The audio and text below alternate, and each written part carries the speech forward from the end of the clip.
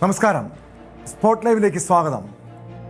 സംസ്ഥാനത്ത് ആത്മഹത്യാ നിരക്ക് വലിയ രീതിയിൽ വർദ്ധിക്കുകയാണ്. അതിലേറ്റവും കൂടുതൽ, അതായത് ജീവനൊടുക്കുന്നതിൽ കൂടുതലും പുരുഷന്മാരെന്നാണ് കണക്കുകൾ സൂചിപ്പിക്കുന്നത്.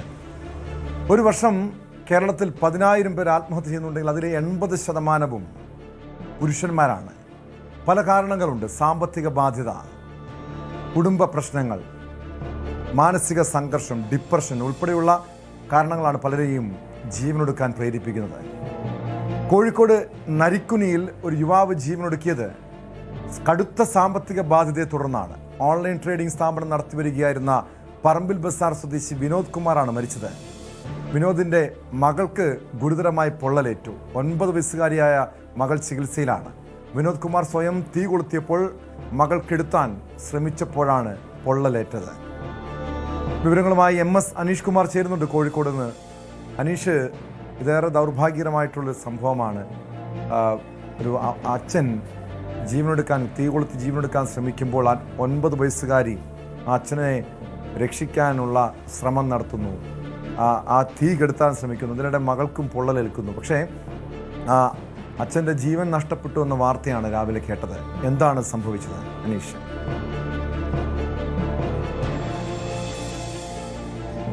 ടോം, അങ്ങേയറ്റം വേദനാജനകവും ഒപ്പം ഞെട്ടിക്കുന്നതുമായൊരു സംഭവം തന്നെയാണ് ഇന്ന് രാവിലെ നരിക്കുനിയിൽ ഉണ്ടായിരിക്കുന്നത്.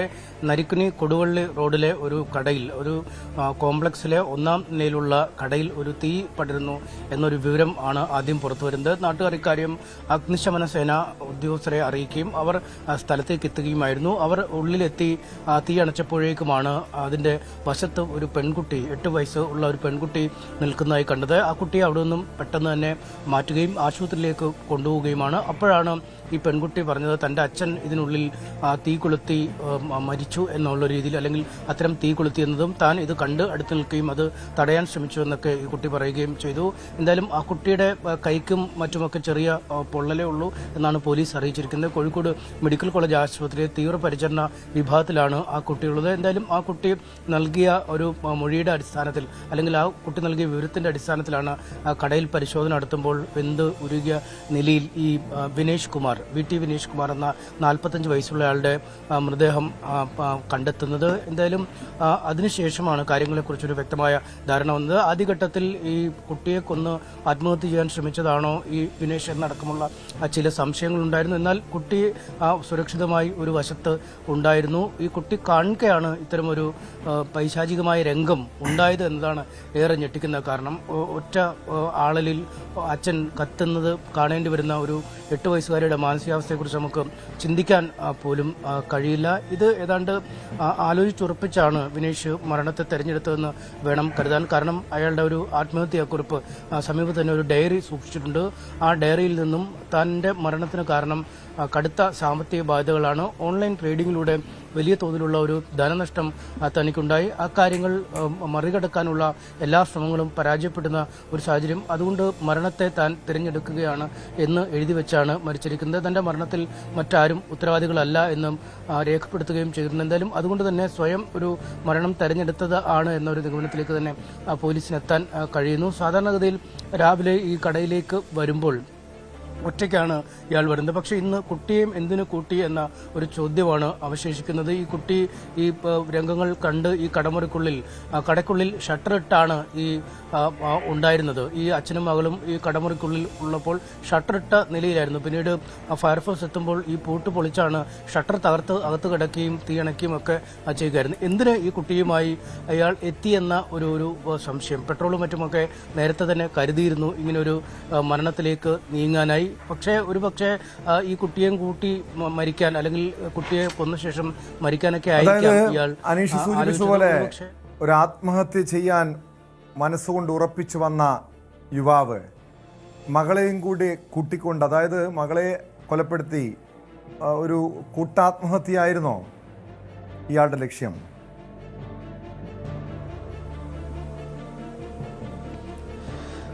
ടോം, നമുക്ക് വിനേഷിന്റെ ആ ഒരു നടപടിയിൽ നിന്നും അങ്ങനെ മനസ്സിലാക്കാൻ കഴിയുന്നു. കാരണം നേരത്തെ തന്നെ പെട്രോൾ വാങ്ങി സൂക്ഷിച്ചിരുന്നു, അല്ലെങ്കിൽ ആത്മഹത്യാ കുറിപ്പടക്കം തയ്യാറാക്കി ഈ കുട്ടിയുമായി ഈ കടയിലേക്ക് വരുന്നത് പതിവില്ല, അല്ലെങ്കിൽ കുട്ടിയും കൊണ്ട് രാവിലെ ഒന്നും കടയിലേക്ക് വരുന്ന ഒന്നും പതിവില്ലായിരുന്നു. ഒപ്പം അകത്ത് കയറിയ ശേഷം അകത്തു നിന്നും ഈ ലോക്ക് ചെയ്ത അവസ്ഥയിലായിരുന്നു, അതായത് കട പൂട്ടിയ അവസ്ഥയിലായിരുന്നു. പിന്നീട് ഫയർഫോഴ്സ് എത്തിയപ്പോൾ ഷട്ടർ പൊളിച്ച് അകത്ത് കിടന്നാണ് ഈ കുട്ടിയെ പുറത്തേക്ക് എത്തിച്ചത്. അതുകൊണ്ട് എന്തിന് ഈ കുട്ടി അകത്തേക്ക് കൊണ്ടുപോയി, അല്ലെങ്കിൽ ഈ കുട്ടിയെ കയറ്റിയ ശേഷം എന്തിനത് പൂട്ടിട്ടു, പിന്നീട് കുട്ടിയെ രക്ഷപ്പെടുത്തി ഫയർഫോഴ്സൊക്കെ എത്തിക്കുന്ന ഒരു സാഹചര്യം. അതുകൊണ്ട് നമുക്ക് ഇപ്പോൾ എത്താൻ കഴിയുന്ന ഒരു നിഗമനം ഒരുപക്ഷെ ഈ കുട്ടിയെ കൊന്ന് ജീവൻ എടുക്കുക എന്ന ഒരു തീരുമാനം തന്നെയാവാം വിനീഷ് ആദ്യം എടുത്തിരുന്നത്. എന്നാൽ അവസാന നിമിഷം ഈ കുട്ടിയെ ഒഴിവാക്കാൻ തീരുമാനിച്ചിരിക്കാം. കാരണം ഈ കുട്ടിയുടെ ദേഹത്ത് പെട്രോൾ ഒഴിച്ചതിൻ്റെയോ അല്ലെങ്കിൽ മറ്റ് തീ കൊളുത്തിയതിൻ്റെയോ ഒന്നും പാടുകളില്ല. കുറച്ച് ഈ പുകയും കുറച്ച് ഈ അകലെ നിന്ന് പൊള്ളിയതിൻ്റെ ചില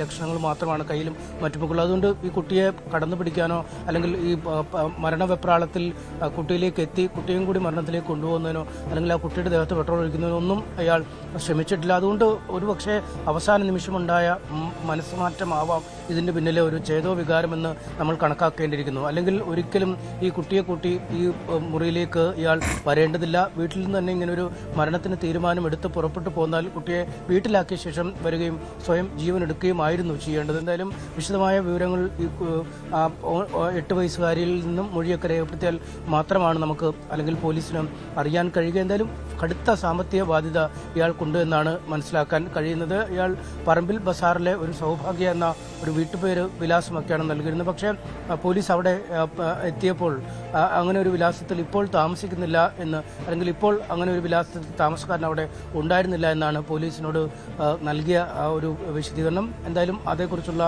വിശദമായ അന്വേഷണങ്ങൾ പോലീസ് നടത്തി വരികയാണ്. ഇയാളുടെ കുടുംബ പശ്ചാത്തലം എങ്ങനെയാണ്, ഏത് നാട്ടിൽ നിന്നും വരുന്നതാണ്, എന്തൊക്കെ ബിസിനസ്സുകൾ വഴിയാണ് ഇയാളുടെ പണം നഷ്ടമായത്, അല്ലെങ്കിൽ ഈ മരണത്തിന് പിന്നിൽ മറ്റെന്തെങ്കിലും ഭീഷണികളോ മറ്റോ ഉണ്ടോ, അല്ലെങ്കിൽ ഓൺലൈൻ ട്രേഡിംഗ് പരാജയപ്പെട്ടപ്പോൾ വല്ല ഓൺലൈൻ വായ്പാ സംഘത്തിൽ നിന്നും വായ്പ എടുത്തിരുന്നോ, അവരുടെ ഭാഗത്തുനിന്നും ഒരു ഭീഷണി ഉണ്ടായോ, എന്തടക്കമുള്ള ഒരുപാട് വശങ്ങൾ ഇനി പരിശോധിക്കേണ്ടതുണ്ടാവും. എന്തായാലും പോലീസ് വളരെ വിശദമായി തന്നെ അനീഷ് സൂചിപ്പിച്ചതൊക്കെ വിശദമായി പരിശോധിക്കേണ്ട വിഷയമാണ്. കാരണം ഈ സാമ്പത്തിക ബാധ്യത തന്നെയാണോ കാരണമായത്, മറ്റെന്തെങ്കിലും ഭീഷണി ഉണ്ടോ, മറ്റേതെങ്കിലും രീതിയിലുള്ള പ്രശ്നങ്ങൾ ഈ വിനോദ് കുമാറിനെ അലട്ടിയിരുന്നോ തുടങ്ങിയ കാര്യങ്ങളൊക്കെ വിശദമായി പരിശോധിക്കേണ്ടതില്ല. അങ്ങനെ ബന്ധുക്കളോടോ അല്ലെങ്കിൽ സുഹൃത്തുക്കളോടോ ഇതുമായി ബന്ധപ്പെട്ടെന്തെങ്കിലും പ്രശ്നങ്ങളെക്കുറിച്ച് യുവാവ് പങ്കുവച്ചിരുന്നോ, അല്ലെങ്കിൽ ആത്മഹത്യക്കുറിപ്പോ മറ്റേതെങ്കിലും സന്ദേശങ്ങളോ പോലീസിന് ലഭ്യമായിട്ടുണ്ടോ?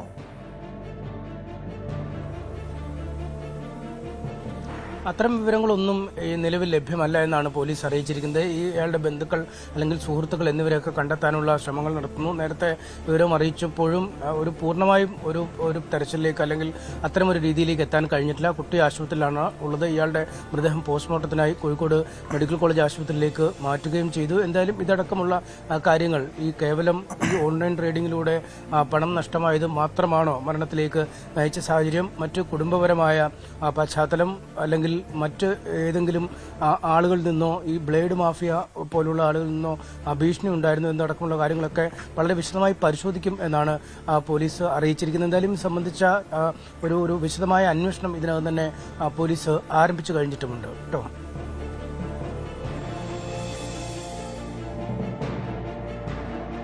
യെസ്, ഈ കുടുംബാംഗങ്ങളിൽ നിന്നെങ്കിലും വിവരങ്ങൾ ലഭ്യമായിട്ടുണ്ടോ അനീഷ്? കാരണം അങ്ങനെ ഒരു ആത്മഹത്യാ പ്രവണതയെക്കുറിച്ച് ഇതിനു മുൻപ് എപ്പോഴെങ്കിലും കുടുംബത്തിന് സംശയം തോന്നിയിരുന്നോ, അല്ലെങ്കിൽ ഉറ്റവരോട് ഇതുമായി ബന്ധപ്പെട്ട പ്രശ്നങ്ങൾ പങ്കുവച്ചിരുന്നോ? അതല്ലെങ്കിൽ ഇതിനു മുൻപ് ഒരു ആത്മഹത്യാ ശ്രമം വിനോദ് കുമാറിൻ്റെ ഭാഗത്തു നിന്ന് ഉണ്ടായിട്ടുണ്ടായിരുന്നോ? അങ്ങനെയുള്ള വിവരങ്ങളൊന്നും പോലീസിന് ഇതിനകം ലഭിച്ചു കഴിഞ്ഞിട്ടില്ലെന്നാണ് ഉദ്യോഗസ്ഥർ അറിയിച്ചിരിക്കുന്നത്. ഇവരുടെ കുടുംബാംഗങ്ങളെ ബന്ധപ്പെടാൻ ശ്രമിച്ചിട്ടുണ്ട്, അല്ലെങ്കിൽ എന്താണ് കുടുംബ പശ്ചാത്തലം എന്നത് സംബന്ധിച്ച് വിശദമായ അന്വേഷണം നടത്തിയിട്ടുണ്ട്. ആദ്യം നൽകിയ ഒരു വിലാസം പറമ്പിൽ ബസാറിലെ വിലാസമായിരുന്നു. അവിടെ പ്രാഥമികമായ ഒരു അന്വേഷണം നടത്തിയപ്പോൾ കൃത്യമായ വിവരങ്ങൾ ലഭിച്ചില്ല. പക്ഷേ പോലീസ് വിശദമായി അവിടേക്ക് പോവുകയും പക്ഷേ താൽക്കാലികമായി വാടകയ്ക്കോ മറ്റോ താമസിച്ചിരുന്ന ഒരു വിലാസമായിരിക്കാം നൽകിയത്. പിന്നീട് അവിടെ നിന്നും മറ്റൊരു സ്ഥലത്തേക്ക് മാറിയിരിക്കാം. അങ്ങനെ സാങ്കേതികമായി സംഭവിക്കാനുള്ള കാര്യങ്ങളൊക്കെ ഉണ്ട്. അതിനൊക്കെ അപ്പുറം കുടുംബത്തെ കൃത്യമായി കണ്ടെത്തി അവരിൽ നിന്നും വിശദമായ മൊഴി ശേഖരിച്ച് മുന്നോട്ട് പോകാൻ തന്നെയാണ് തീരുമാനം. നിലവിൽ ദുരൂഹതകളൊന്നും ഈ മരണവുമായി ബന്ധപ്പെട്ട് ഇല്ല എന്നാണ് പോലീസ് പറയുന്നത്. കാരണം ഇയാളുടെ കൈപ്പടയിലുള്ള കൃത്യമായ ആത്മഹത്യാക്കുറിപ്പ് പോലീസ് കണ്ടെത്തിയിട്ടുണ്ടായിരുന്നു. അതിൽ ഈ സാമ്പത്തിക ബാധ്യതകളെക്കുറിച്ച് കൃത്യമായി പറയുകയും തന്റെ മരണത്തിന് പിന്നിൽ മറ്റാർക്കും പങ്കില്ല എന്ന് കൃത്യമായി രേഖപ്പെടുത്തുകയും ചെയ്തിരിക്കുന്ന ഒരു സാഹചര്യമുണ്ട്. അതുകൊണ്ട് ആ മരണവുമായി ബന്ധപ്പെട്ട ദുരൂഹതകളല്ല, മറിച്ച് എന്താണ് മരണത്തിലേക്ക് നയിച്ച സാഹചര്യം എന്നത് സംബന്ധിച്ചാണ് പോലീസ് അന്വേഷണം ആരംഭിച്ചിരിക്കുന്നത്. ഇക്കാര്യത്തിൽ വൈകാതെ തന്നെ ഒരു വ്യക്തമായ ചിത്രം പോലീസിന് ലഭിക്കും. ടോം. യെസ്, വ്യക്തമാണ്. MS അനീഷ് കുമാറാണ് വിവരങ്ങൾ നൽകിയത്. എന്തായാലും ഈ ഒരു സാമ്പത്തിക അച്ചടക്കമില്ലായ്മയാണ് പലരെയും ഈ കടബാധ്യതകളിലേക്ക് തള്ളിവിടുന്നത്. അതല്ലെങ്കിൽ കൂടുതൽ പണം സമ്പാദിക്കാനുള്ള നെട്ടോട്ടം, അതിനുവേണ്ടി എളുപ്പ വഴികൾ തേടുക, അല്ലെങ്കിൽ കടം വാങ്ങിയുള്ള ബിസിനസ്സുകൾ നടത്തുക, പിന്നീടത് തിരിച്ചടയാൻ കഴിയാതെ വരുമ്പോൾ ആത്മഹത്യയിലേക്ക് അഭയം പ്രാപിക്കുക. ഇത് വിനോദ് കുമാറിൻ്റെ ജീവിതത്തിൽ സംഭവിച്ചതായിരിക്കും. എന്തായാലും പോലീസ് വിശദമായ അന്വേഷണം നടത്തുക. പെരുമ്പാവൂർ മഞ്ഞപ്പെട്ടിയിൽ ഭാര്യയെ വെട്ടിക്കൊന്ന് ഭർത്താവ് ആത്മഹത്യ ചെയ്തു. മഞ്ഞപ്പെട്ടി കുതിരപ്പറമ്പ് സ്വദേശിനി അംബികയാണ് കൊല്ലപ്പെട്ടത്. ഭർത്താവ് ചന്ദ്രൻ പ്രദേശത്ത് തന്നെയുള്ള ആളൊഴിഞ്ഞ പറമ്പിലെ മരത്തിൽ തൂങ്ങി മരിക്കുകയായിരുന്നു. കുടുംബ പ്രശ്നമാണ് കാരണം. മകൻ സനലിനും ആക്രമണത്തിൽ ഗുരുതരമായി പരിക്കേറ്റു. സനലിനെ ആദ്യം പെരുമ്പാവൂർ താലൂക്ക് ആശുപത്രിയിലും പിന്നീട് കളമശ്ശേരി മെഡിക്കൽ കോളേജിലും പ്രവേശിപ്പിച്ചു. വിവരങ്ങളുമായി കൊച്ചിയിൽ നിന്ന് നവമി ദിനേശ് ചേരുന്നുണ്ട്. നവമി, ഇതിപ്പോൾ ഒരു ഒറ്റപ്പെട്ട സംഭവമല്ല. നമുക്കറിയാം, ഈ കുടുംബ പ്രശ്നങ്ങൾ കൊലപാതകത്തിലും ആത്മഹത്യയിലേക്ക് കലാശിക്കുന്ന നിരവധി സംഭവങ്ങളുണ്ട്. ഈ മഞ്ഞപ്പെട്ടിയിൽ എന്താണ് സംഭവിച്ചത്? സ്ഥിരമായി ഈ വീട്ടിലിങ്ങനെ പ്രശ്നങ്ങൾ ഉണ്ടായിരുന്നോ? ഇതെങ്ങനെയാണ് ഈ കൊലപാതകത്തിന്, ഭാര്യയെ കൊലപ്പെടുത്തി ചന്ദ്രൻ ജീവനെടുക്കാനുള്ള കാരണം എന്താണ്?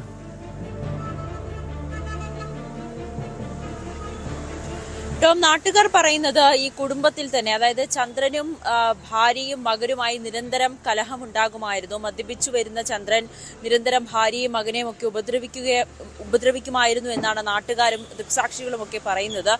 ഈ കൊലപാതകം നടക്കുന്നതിന്റെ തലേ ദിവസം രാത്രി പോലും, അതായത് ഇന്നലെ രാത്രി പോലും ഇവരെ വീട്ടിൽ വലിയ ഒച്ചപ്പാടും ബഹളവും ഒക്കെ കേട്ടിരുന്നു എന്ന ദൃക്സാക്ഷികൾ പോലീസിന് മൊഴി നൽകിയിട്ടുണ്ട്.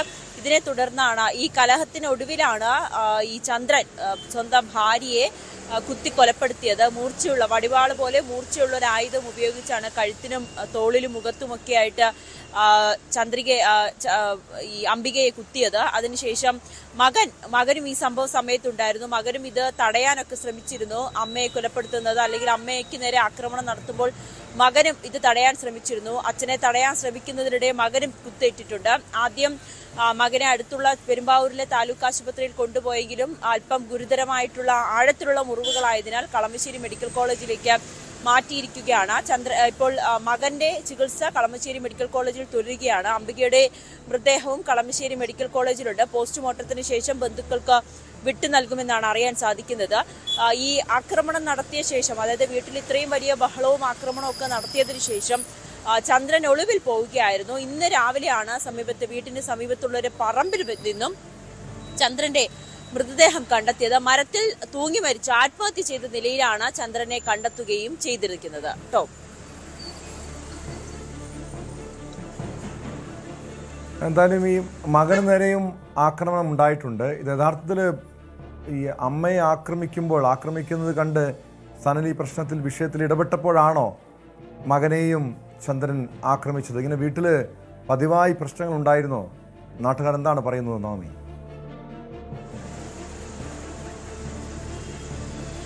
ടോം, ഇതെങ്ങനെയാണ് ആക്രമണം ഉണ്ടായതെന്ന് അറിയില്ല. കാരണം ഇത് അംബിക മരിച്ചിരിക്കുകയാണ്. ഈ ആക്രമണം നടത്തിയ ചന്ദ്രനും മരിച്ചു. മകൻ ഗുരുതരാവസ്ഥയിൽ ആശുപത്രിയിലാണ്. അപ്പോൾ ഈ സംഭവം കണ്ടുനിന്ന മറ്റാർക്കും, അല്ലെങ്കിൽ ആ സമയത്ത് ആരും തന്നെ കണ്ടു നിന്നിരുന്നില്ല. ബഹളം കേട്ട്, ഈ ഒച്ചപ്പാടും ബഹളം കേട്ട് പിന്നീട് നാട്ടുകാർ വന്നപ്പോഴാണ് അംബികയുടെ മൃതദേഹവും പരിക്കേറ്റ മകനെയും ഒക്കെ കണ്ടെത്തിയത്.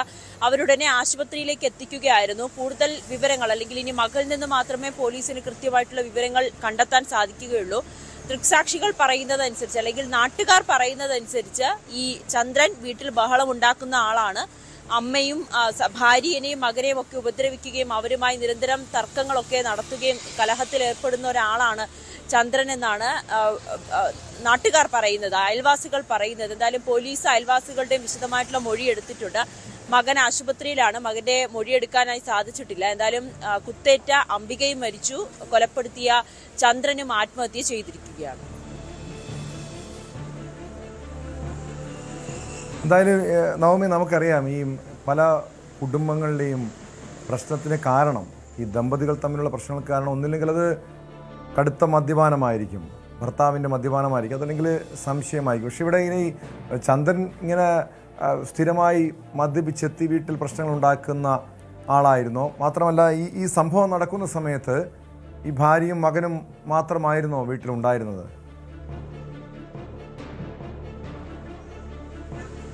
അങ്ങനെയാണ് പോലീസ് പറയുന്നത്. ഇവർ 3 പേര് മാത്രമായിരുന്നു ആ സമയത്ത് വീട്ടിലുണ്ടായിരുന്നത്. ചന്ദ്രൻ മദ്യപിക്കുന്ന ആളാണ്, മദ്യപിച്ച് ബഹളമുണ്ടാക്കും, വീട്ടിൽ മുൻപും തർക്കങ്ങളും മറ്റ് പ്രശ്നങ്ങളും ഒക്കെ ഉണ്ടായിരുന്നു എന്നുകൂടി പോലീസ് പറയുന്നുണ്ട്. നാട്ടുകാരങ്ങനെയാണ് പോലീസിന് നൽകിയിരിക്കുന്ന മൊഴിയും, അയൽക്കാരും അത് തന്നെ സ്ഥിരീകരിക്കുന്നുണ്ട്. എന്തായാലും പോലീസ് വിശദമായ അന്വേഷണം നടത്തുകയാണ്. ഈ നിലവിളി കേട്ടാണ് പ്രദേശവാസികൾ ഓടിയെത്തി വീട്ടിൽ പരിശോധിക്കുമ്പോഴാണ് ഇരുവരെയും മുറിവേറ്റ നിലയിൽ, കുത്തേറ്റ നിലയിൽ കണ്ടെത്തിയത്. ചോര വാർന്ന് 2 പേര് അവസ്ഥയിൽ കിടക്കുന്നത് കാണുകയും ഉടനെ ആശുപത്രിയിൽ എത്തിക്കുകയും ചെയ്തിരുന്നു. ചന്ദ്രൻ ഒളിവിലായിരുന്നു. പിന്നീടാണ് ഇന്ന് രാവിലെ ചന്ദ്രന്റെ മൃതദേഹവും കണ്ടെത്തിയത്.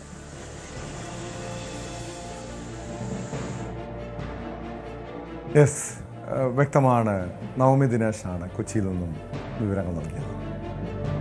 മറ്റൊരു ഞെട്ടിപ്പിക്കുന്ന വാർത്തയിലേക്കാണ് സ്പോട്ട് ലൈവിന് പോകുന്നത്. തിരുവനന്തപുരം നെയ്യാറ്റിൻകരയിൽ കുടുംബത്തെ ഷോക്കടിപ്പിച്ച് കൊലപ്പെടുത്താൻ ശ്രമം. വീട്ടിലെ മുൻവാതിലിൽ വൈദ്യുതി കടത്തിവിട്ട നിലയിൽ കണ്ടെത്തി. വിദ്യാർത്ഥിക്ക് ഷോക്കേറ്റു. മഞ്ചവിളകാം സ്വദേശി രമ്യയുടെ മകൻ അലനാണ് ഷോക്കേറ്റത്. രമ്യയും ഭർത്താവ് സജിയുമായി 8 വർഷത്തിലധികമായി അകന്നായിരുന്നു താമസം. വിവരങ്ങളുമായി അരുൺ മോഹൻ ചേരുന്നുണ്ട് നെയ്യാറ്റിൻകരയിൽ നിന്ന്. അരുൺ, എന്തായാലും ഒരു കുടുംബത്തെ ഈ രീതിയിൽ കൊലപ്പെടുത്തുക, അതായത് ഷോക്കടിപ്പിച്ച് കൊലപ്പെടുത്തുക എന്ന രീതിയിലേക്ക് കാര്യങ്ങൾ എത്തുന്നു, കൊലപ്പെടുത്താനുള്ള ശ്രമം നടത്തുന്നു. ഇതിന് പിന്നിൽ ആരാണ്? ഈ രമ്യയുടെ ഭർത്താവ് സജിയാണോ? എന്തെങ്കിലും സൂചനകളുണ്ടോ? പോലീസിന്റെ അന്വേഷണം എങ്ങനെയാണ്? വളരെ ഞെട്ടിപ്പിക്കുന്ന ഒരു സംഭവമാണ് ഇന്ന് രാവിലെ ഉണ്ടായത്. ഈ പറയുന്ന മഞ്ചവിളാകം സ്വദേശി രമ്യ ഏറെക്കാലമായി ഭർത്താവുമായി പിണങ്ങി താമസിക്കുന്ന ഒരു സാഹചര്യം ഉണ്ടായിരുന്നു. 8 വർഷത്തോളം ഇവർ പിണങ്ങി താമസിക്കുകയായിരുന്നു. അമ്മയും 2 മക്കളും അടങ്ങുന്ന ഒരു കുടുംബമാണ് ഇവിടെ താമസിച്ചു വന്നിരുന്നത് എന്നാണ് നമുക്ക് മനസ്സിലാക്കാൻ കഴിയുന്നത്. കുടുംബ വീട്ടിൽ താമസിക്കുകയായിരുന്ന രമ്യ അടുത്തിടെയായിരുന്നു പുതിയൊരു വീട് നിർമ്മിച്ച് ഇങ്ങോട്ട് മാറിയത്. ഇന്ന് രാവിലെ ഇയാളുടെ മൂത്ത മകൻ, രമ്യയുടെ മൂത്ത മകൻ അലൻ എന്ന 13-കാരൻ വീട്ടിലെ മുൻവാതിൽ തുറക്കാൻ ശ്രമിക്കുന്നതിനിടയിലായിരുന്നു അപകടം സംഭവിക്കുന്നത്. ഷോക്ക് ഏൽക്കുകയായിരുന്നു.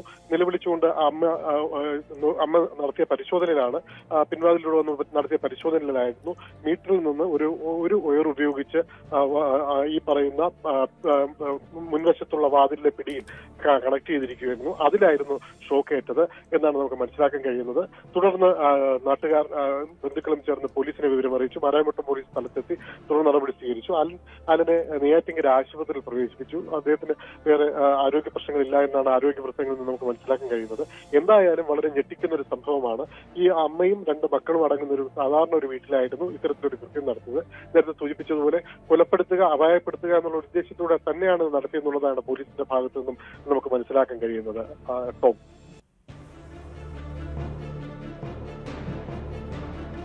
യെസ്, എന്തായാലും ഈ പ്രതിയെ കണ്ടെത്താൻ കഴിഞ്ഞിട്ടുണ്ടോ? പോലീസിന്റെ അന്വേഷണം ഈ കേസുമായി ബന്ധപ്പെട്ട് എങ്ങനെയാണ് നടക്കുന്നത്? ഇതിനു മുൻപ് എപ്പോഴെങ്കിലും ഈ കുടുംബത്തിന് നേരെ ആക്രമണ ശ്രമം, ഒരു കൊലപാതക ശ്രമം ഉണ്ടായിട്ടുണ്ടോ? സംഭവ നിമിഷം മുതൽ പോലീസ് ഉണർന്നു തന്നെ പ്രവർത്തിച്ചിട്ടുണ്ട്. CCTV ഉൾപ്പെടെ കേന്ദ്രീകരിച്ചുള്ള അന്വേഷണമാണ് ഇപ്പോൾ പോലീസിന്റെ ഭാഗത്ത് നിന്ന് ആരംഭിച്ചിട്ടുള്ളത്. ഇത്തരത്തിലൊരു സംഭവം ഇത് ആദ്യമായിട്ടെന്നാണ് കുടുംബത്തിൽ നിന്ന് നമുക്ക് മനസ്സിലാക്കാൻ കഴിയുന്നത്. ഭർത്താവുമായി പിണങ്ങി താമസിക്കുന്നു, അതിൽ കോടതിയിൽ കേസുണ്ട് എന്നതൊഴിച്ചു കഴിഞ്ഞാൽ മറ്റ് വിഷയങ്ങളൊന്നും ഈ കുടുംബത്തിൽ നിന്നും അങ്ങനെ ഒരു പ്രശ്നം പറയുന്നില്ല എന്നുള്ളതാണ് മനസ്സിലാക്കാൻ കഴിയുന്നത്. പോലീസ് മറ്റൊരു കാര്യം കൂടി നോക്കുന്നുണ്ട്. ഇലക്ട്രിക്കൽ സംബന്ധമായ പരിചയമുള്ള ഒരാൾക്ക് മാത്രമേ ഇത്തരത്തിലൊരു പ്രവൃത്തി ചെയ്യാൻ കഴിയൂ എന്നുള്ളതാണ് പോലീസ് പറയുന്നത്.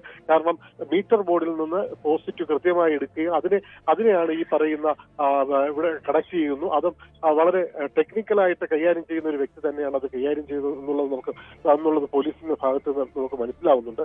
അത്തരത്തിലൊരു പോലീസ് ഒരു അന്വേഷണം കൂടി നോക്കുന്നുണ്ട്. ഇലക്ട്രിക്കൽ കാര്യങ്ങൾ അറിയാവുന്നവർക്ക് മാത്രമേ ഈ കാര്യങ്ങൾ ചെയ്യാൻ കഴിയൂ എന്നുള്ളതാണ്. ഇന്നലെ രാത്രി വൈകിയും ഈ പറയുന്ന രമ്യ തയ്യൽ തൊഴിലാളിയാണ്. രാത്രി വൈകിയും വീട്ടിലിരുന്ന തന്റെ തയ്യൽ തൊഴിൽ ചെയ്ത ശേഷം 1 മണിക്ക് മണിക്ക് ശേഷമാണ് കിടന്നുറങ്ങിയതെന്ന് പറയുന്നു.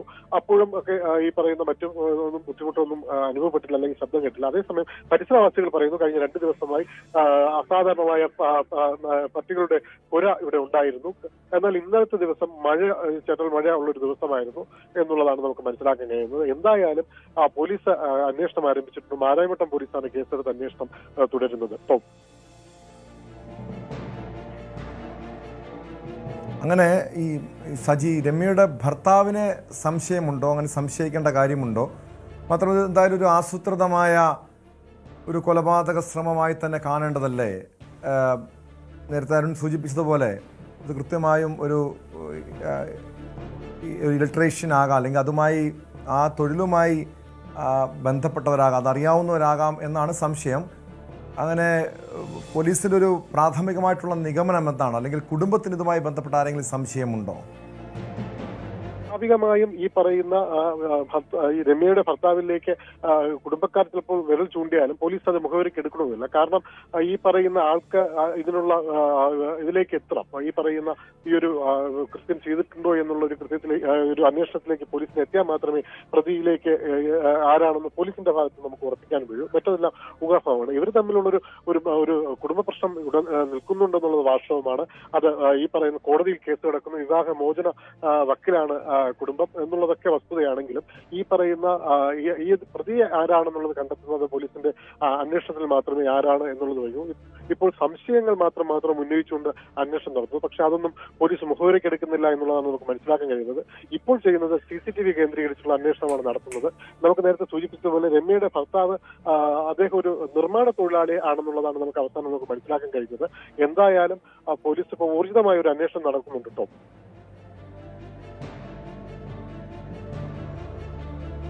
യെസ്, വ്യക്തമാണ്. അരുൺ മോഹനാണ് നെയ്യാറ്റിൻകരയിൽ നിന്നും വിവരങ്ങൾ നൽകിയത്. ഒരമ്മയെയും 2 മക്കളെയും ഷോക്കടിപ്പിച്ച് കൊലപ്പെടുത്താനാണ് ശ്രമമുണ്ടായത്. പോലീസിന് പല രീതിയിലുള്ള സംശയങ്ങളുണ്ട്. ഈ രമ്യയുടെ ഭർത്താവിനെ കേന്ദ്രീകരിച്ച് ഉൾപ്പെടെ അന്വേഷണം നടക്കുന്നുണ്ട്. എന്തായാലും ഒരു കൂട്ടക്കുരുതിയായിരിക്കാം പ്രതി ലക്ഷ്യമിട്ടതെന്ന് തന്നെയാണ് പോലീസിൻ്റെ നിഗമനം. ഇടവേള.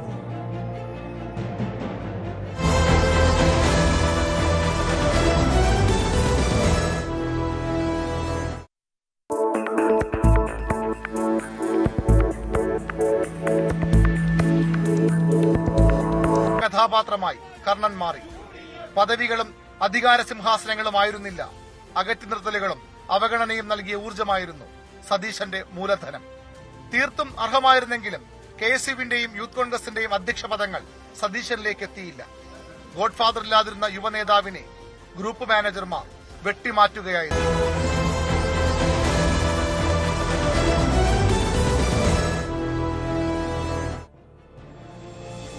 സ്പോട്ട് ലൈവ് തുടരുന്നു. എറണാകുളത്ത് കൈക്കൂലി വാങ്ങുന്നതിനിടെ ഫോറസ്റ്റ് ഉദ്യോഗസ്ഥർ അറസ്റ്റിൽ. 1 ലക്ഷം രൂപ കൈക്കൂലി വാങ്ങുമ്പോഴാണ് 2 ഫോറസ്റ്റ് ഉദ്യോഗസ്ഥരെ വിജിലൻസ് പിടികൂടിയത്. മേക്കപ്പാല ഫോറസ്റ്റ് സ്റ്റേഷനിലെ deputy forest range officer PC Sreejith, section forest officer Jimmy Scaria എന്നിവരാണ് പിടിയിലായത്. പരാതിക്കാരിൽ നിന്നും കൈക്കൂലി വാങ്ങുന്നതിനിടെ ഇന്നലെ രാത്രിയാണ് ഇരുവരെയും വിജിലൻസ് സംഘം കസ്റ്റഡിയിലെടുത്തത്. വിവരങ്ങളുമായി ആജ്ഞ രവീന്ദ്രൻ ചേരുന്നുണ്ട്. ആജ്ഞ, എങ്ങനെയാണ് ഈ കൈക്കൂലിക്കാരായ വിജിലൻസ് ഉദ്യോഗസ്ഥരെ പിടികൂടാൻ കഴിഞ്ഞത്? അല്ലെങ്കിൽ പരാതിയുടെ അടിസ്ഥാനത്തിലായിരുന്നോ വിജിലൻസിന്റെ നടപടി?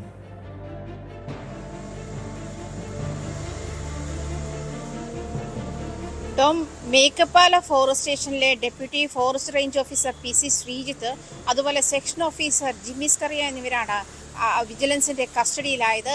പ്രത്യേകിച്ചും ഈ 2 പേരും ചേർന്നിട്ട് 1 ലക്ഷം രൂപയാണ് പരാതിക്കാരിൽ നിന്നും കൈക്കൂലി വാങ്ങിയത്. കൈക്കൂലി വാങ്ങുന്നതിനിടയിൽ തന്നെയാണ് പിടികൂടിയത്. അത് വിജിലൻസിന്റെ നിർദ്ദേശപ്രകാരമാണ് പരാതിക്കാർ ഇത്തരത്തിൽ കൈക്കൂലിയുമായി ഇവരെ സമീപിച്ചതും കയ്യോടെ വിജിലൻസ് പിടികൂടുകയുമായിരുന്നു. ഈ പരാതിക്കാർക്കെതിരെ, അതായത് ഇവർക്ക് കാക്കനാട് നടത്തുന്ന ഒരു റെസ്റ്റോറന്റിന്റെ ഉടമകളാണിവർ. ഇവർ ഉടുമ്പിനെ പിടികൂടി എന്നുള്ളൊരു കേസ് നിലനിൽക്കുന്നുണ്ട്. ആ കേസിൽ എല്ലാ ആഴ്ചയും ഇവർ ഫോറസ്റ്റ് ഓഫീസിൽ ചെന്നിട്ട് സൈൻ ചെയ്യേണ്ടുന്ന സാഹചര്യമുണ്ട്. ഇവർ ആ കേസിൽ അറസ്റ്റിലായതിനെ തുടർന്ന് നടപടിക്രമം നടപടിക്രമങ്ങളുടെ ഭാഗമായിട്ടാണിത്. അത്തരത്തിൽ ഈ എല്ലാ ആഴ്ചയും ഇവർ പോയി സൈൻ ചെയ്യുന്ന സാഹചര്യത്തിൽ ഇവർ ഈ ഡെപ്യൂട്ടി ഫോറസ്റ്റ് റേഞ്ച് ഓഫീസറും അതുപോലെ PC ശ്രീജിത്ത് എന്ന് പറയുന്ന ഡെപ്യൂട്ടി ഫോറസ്റ്റ് റേഞ്ച് ഓഫീസറും അതുപോലെ സെക്ഷൻ ഓഫീസർ ജിമ്മിസ് കറിയും കൂടി ഇവരെ ഭീഷണിപ്പെടുത്തി. അതായത് ഈ റെസ്റ്റോറൻറ്റിന്റെ മറ്റ് പാർട്ട്നേഴ്സ് ആയിട്ടുള്ള ആൾക്കാരെ കൂടി ഈ കേസിൽ പെടുത്തും എന്നുള്ളതായിരുന്നു അവർക്ക് ഭീഷണി നൽകിയത്. അത് ഇവരെ കുറച്ച് നാളുകളായി, അതായത് ഈ കേസുമായി ബന്ധപ്പെട്ട് ഇവർ 2-3 തവണ ആണ് ഒപ്പിടാൻ പോയത്. അതേ തുടർന്ന് ഇങ്ങോട്ട് ഇവരെ നിരന്തരം ഇത്തരത്തിൽ ഫോണിൽ വിളിച്ചും അല്ലാതെയും ശല്യപ്പെടുത്തുകയും ഇത്തരത്തിൽ ഇവരെ ഭീഷണിപ്പെടുത്തുകയും ചെയ്തുവെന്നാണ് പരാതി. ആ പരാതിയെ തുടർന്ന് 1 ലക്ഷം രൂപ ഇവർക്ക് കൈക്കൂലിയായി നൽകണം, കൈക്കൂലിയായി നൽകിയില്ലെങ്കിൽ ഇത്തരത്തിൽ ഇവരുടെ പങ്കാളികളായ ആളുകളെ കൂടി ഈ കേസിൽ പെടുത്തുമെന്നായിരുന്നു ഇവരുടെ ഭീഷണി. ആ ഭീഷണിയെ തുടർന്നാണ് ഭീഷണി സഹിക്കാൻ വയ്യാതെയാണ് ഇവർ വിജിലൻസിൽ പരാതി നൽകിയത്. അങ്ങനെ വിജിലൻസിന്റെ നിർദ്ദേശപ്രകാരമാണ് ഈ 2 ഓഫീസർമാരെയും അറസ്റ്റ് ചെയ്തിരിക്കുന്ന സാഹചര്യം ഉണ്ടായത്. ഈ വിജിലൻസ് നിർദ്ദേശപ്രകാരം പരാതിക്കാരായ റെസ്റ്റോറന്റ് ഉടമകൾ പണവുമായി എത്തുകയായിരുന്നു. 1 ലക്ഷം രൂപ ഇവർക്ക് കൈക്കൂലി നൽകാനായി എത്തുകയായിരുന്നു. ആ സാഹചര്യത്തിലാണ് ഇവരെ വിജിലൻസ് കൈയോടെ, അതായത് കൈക്കൂലി വാങ്ങുന്നതിനിടെ പിടികൂടുന്ന ഒരു അവസ്ഥയിലേക്ക് എത്തിയത്.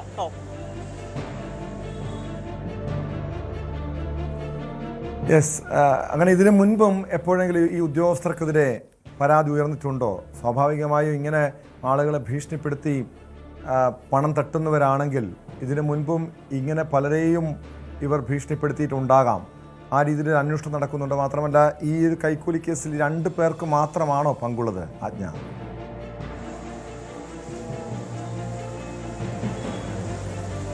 ടോം, നിലവിൽ ഈ 2 പേരെയാണ്, അതായത് കുറുപ്പുംപടിയിലുള്ള ഹോട്ടലിൽ വെച്ചിട്ടാണ് ഇവർ ഈ പണം കൈമാറാൻ എത്തിയത്. അവിടെ വെച്ചിട്ടാണ് ഈ 2 പേരുമാണ്, അതായത് ഈ ജിമ്മിസ് കറിയയും അതുപോലെ PC ശ്രീജിത്തും ആണ് ഈ പണം വാങ്ങാനായി എത്തിയത്. അത് വിജിലൻസിന്റെ നിർദ്ദേശപ്രകാരമാണ് പരാതിക്കാർ ഇത്തരത്തിൽ ഒരു കെണി ഒരുക്കിയത് എന്ന് വേണമെങ്കിൽ പറയാം.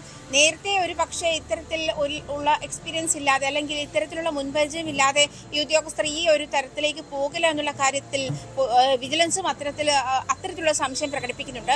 പ്രത്യേകിച്ചും ഇതുമായി ബന്ധപ്പെട്ടുള്ള അന്വേഷണം തന്നെയാണ്. അതായത് ഇവർ നേരത്തെ ഇത്തരത്തിലുള്ള കൈക്കൂലി വാങ്ങിയിട്ടുണ്ടോ, ഇത്തരം ഇടപാടുകളുണ്ടോ എന്നുള്ള കാര്യം വിജിലൻസ് അന്വേഷിക്കുന്നുണ്ട്. അതേസമയം തന്നെ ഈ ഒരു ഉടുമ്പിനെ പിടികൂടി എന്നുള്ളതാണ് ഇവർക്കെതിരെയുള്ള കേസ്. വനംവകുപ്പ് കേസെടുക്കുന്ന വകുപ്പ് തന്നെയാണത്. അതിന്റെ പേരിലാണ് ഈ റെസ്റ്റോറന്റ് ഉടമകൾ അറസ്റ്റിലാക്കുന്നതും തുടർന്ന് ഈ നടപടിക്രമങ്ങളുടെ ഭാഗമായിട്ട് എല്ലാ ആഴ്ചയും മേക്കപ്പാല ഫോറസ്റ്റ് സ്റ്റേഷനിൽ എത്തുകയും ചെയ്തിരുന്നത്. ആ സാഹചര്യം മുതലാക്കിയാണ്, അതായത് നിരവധി പേർ ഇത്തരം ഫോറസ്റ്റ് കേസുകളിൽ പെടുന്നുണ്ട്. വനംവകുപ്പിന്റെ ഇത്തരം കേസുകളിലും അല്ലെങ്കിൽ വനം വകുപ്പ് തന്നെ തീരുമാനിക്കുന്ന ചില നിയമങ്ങൾ, അങ്ങനെ ചില കേസുകളിലും കെണികളിലും ഒക്കെ ആളുകൾ പെടുന്നുണ്ട്. അങ്ങനെയുള്ള ആളുകളെ ഈ തരത്തിലുള്ള കൈക്കൂലി കേസുകളിലൊക്കെ പെടുത്തുന്നുണ്ടോ എന്നുള്ള കാര്യം ഒരു മഞ്ഞുമലയുടെ അറ്റം മാത്രമാണോ എന്നുള്ള സംശയം ബാക്കിയാകുന്നുണ്ട്. പ്രത്യേകിച്ചും ഇത് ഈ റെസ്റ്റോറന്റ് ഉടമകൾ പരാതിപ്പെട്ടില്ലെങ്കിൽ ഒരുപക്ഷെ ഈ പങ്കാളികളെ ഈ കേസിൽ പെടുത്തുമെന്ന് ഭീഷണിപ്പെടുത്തിയത് അതിനോട് കോംപ്രമൈസ് ചെയ്യുകയായിരുന്നെങ്കിൽ ഒരുപക്ഷെ ഇത്തരം കാര്യങ്ങൾ അറിയാതെ പോകും. അങ്ങനെ അറിയാതെ പോകുന്ന കാര്യങ്ങൾ ഒരുപാടുണ്ടായിരിക്കാം എന്നാണ് ഇതിൽ നിന്ന് മനസ്സിലാകുന്നത്. ഇത് ഒരു ആദ്യത്തെ സംഭവമല്ല, അല്ലെങ്കിൽ ആദ്യത്തെ ഒരു ഇടപെടലല്ല ഈ ഫോറസ്റ്റ് ഉദ്യോഗസ്ഥന്മാരുടെ ഭാഗത്തു നിന്നുള്ളത് എന്നുള്ളതാണ് വ്യക്തമാകുന്നതും. അത്തരത്തിലുള്ള ഒരു അന്വേഷണം കൂടി വിജിലൻസിന്റെ ഭാഗത്തു നിന്നും ഉണ്ടാകും. നമ്മൾ നിരവധിയായിട്ട് ഇപ്പോൾ പോലീസുകാരും ഈ ഫോറസ്റ്റ് ഉദ്യോഗസ്ഥരും ഒക്കെ ഇത്തരത്തിൽ ആളുകളെ, അവരുടെ പരാതിയുമായി എത്തുന്ന ആളുകളെ അല്ലെങ്കിൽ പരാതി നിലനിൽക്കുന്ന ആളുകളെ മറ്റൊരു തരത്തിൽ ചൂഷണം ചെയ്യുന്ന നീക്കങ്ങൾ ഈ അടുത്ത് തന്നെ അധികം റിപ്പോർട്ട് ചെയ്തിട്ടുണ്ട്. അത് നമുക്ക് അറിയാം. എളമക്കര സ്റ്റേഷനിലെ ഗ്രേഡ് SI മുജീബ് റഹ്മാന്റെ കാര്യം അറിയാം. അത് ഈ അടുത്തിടെ നടന്ന സംഭവമാണ്. അത്തരത്തിലുള്ള, അതായത് അധികാരികൾ തന്നെ ഇത്തരത്തിൽ സാധാരണക്കാരായ പരാതിക്കാരുടെ നേരെ അവർക്കുണ്ടാകുന്ന പരാതികളുടെ അടിസ്ഥാനത്തിൽ അല്ലെങ്കിൽ പരാതിയിൽ അവരെ സഹായിക്കുമ്പോഴോ അതല്ലെങ്കിൽ പരാതിപ്പെടുന്ന മറ്റേതെങ്കിലും കേസിന്റെ അടിസ്ഥാനത്തിലോ അവരേതെങ്കിലും കെണിയിൽപ്പെടുത്താൻ നോക്കി ഇത്തരത്തിൽ പണം തട്ടുകയോ അതല്ലെങ്കിൽ മറ്റേതെങ്കിലും തരത്തിലുള്ള അവരുടെ താല്പര്യങ്ങൾക്ക് സൂചിപ്പിച്ചതുപോലെതാണ് ഈ മുജീബ് റഹ്മാൻ ഗ്രേഡ് SI, എളമക്കര സ്റ്റേഷനിലെ ഗ്രേഡ് SI ആയിരുന്ന മുജീബ് റഹ്മാൻ എങ്ങനെയാണ് ആളുകൾ ചൂഷണം ചെയ്തതെന്ന് നമ്മൾ വിശദമായി കഴിഞ്ഞ ദിവസങ്ങളിലൊക്കെ ചർച്ച ചെയ്തതാണ്. ലൈംഗിക ചൂഷണം, അതോടൊപ്പം ഭീഷണിപ്പെടുത്തി പണം തട്ടൽ. ഇവിടെയും അതായത് പോലീസ് ഉദ്യോഗസ്ഥർ മാത്രമല്ല, വനം വകുപ്പിലും എക്സൈസിലുമൊക്കെ ഇതേ രീതിയിലുള്ള നടപടികൾ, ആളുകളെ ഭീഷണിപ്പെടുത്തി, സാധാരണക്കാരെ ഭീഷണിപ്പെടുത്തി പണം തട്ടുന്ന നടപടികൾ വലിയ രീതിയിൽ നടക്കുന്നുണ്ട്. പലരും അത് ചില ഒരു തലം കടന്നു കഴിയുമ്പോഴാണ് പലരും പരാതിയുമായി വിജിലൻസിനെ സമീപിക്കാറുള്ളത്, അതല്ലെങ്കിൽ നിയമ നടപടിയുമായി മുന്നോട്ട് പോകാറുള്ളത്. ഇവിടെ ഈ രണ്ട് ഉദ്യോഗസ്ഥർക്കെതിരെയും നടപടി ഉണ്ടാകുമോ? വനംവകുപ്പ് അത്തരമൊരു നടപടിയിലേക്ക് നീങ്ങിയിട്ടുണ്ടോ?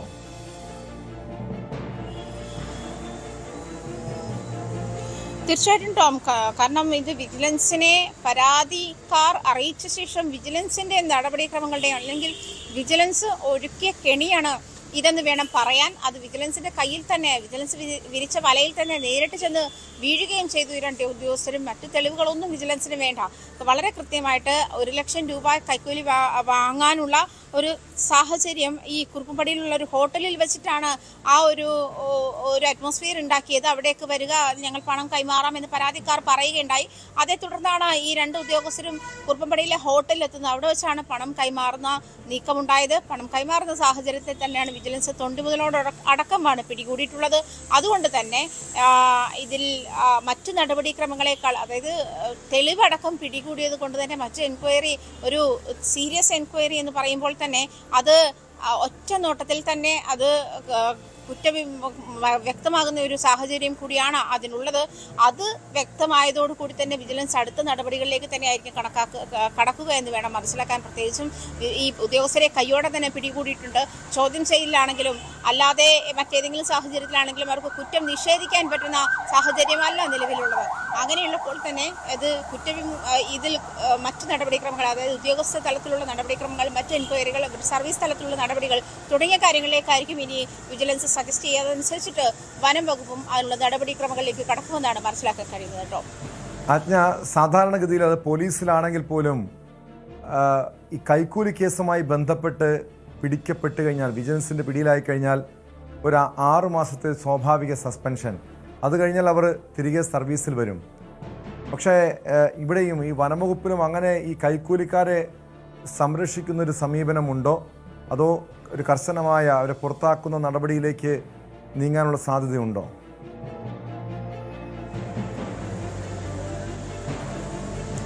ടോം, ഈ പറഞ്ഞതുപോലെ ആദ്യഘട്ടത്തിലുള്ള ഒരു നടപടിക്രമത്തിന്റെ ഭാഗമായി സസ്പെൻഷൻ തന്നെയാണ് ഇത്. സർവീസിന്റെ ആദ്യഘട്ടത്തിലുള്ള ഒരു നടപടിക്രമം ഇതിവര് മുൻപ് ചെയ്തിട്ടില്ല എങ്കിൽ ഒരു പക്ഷേ തിരുത്തലിനുള്ളൊരു സമയം കൂടി കൊടുക്കും. അതല്ല, ഇത് ആവർത്തിക്കുകയാണ്, 3 തവണ ഒരേ കുറ്റം തന്നെ ആവർത്തിച്ചാൽ സർവീസിൽ നിന്നും നീക്കം ചെയ്യാനുള്ള ഒരു ചട്ടം കൂടി ഉണ്ട് എന്നാണ് മനസ്സിലാക്കുന്നത്.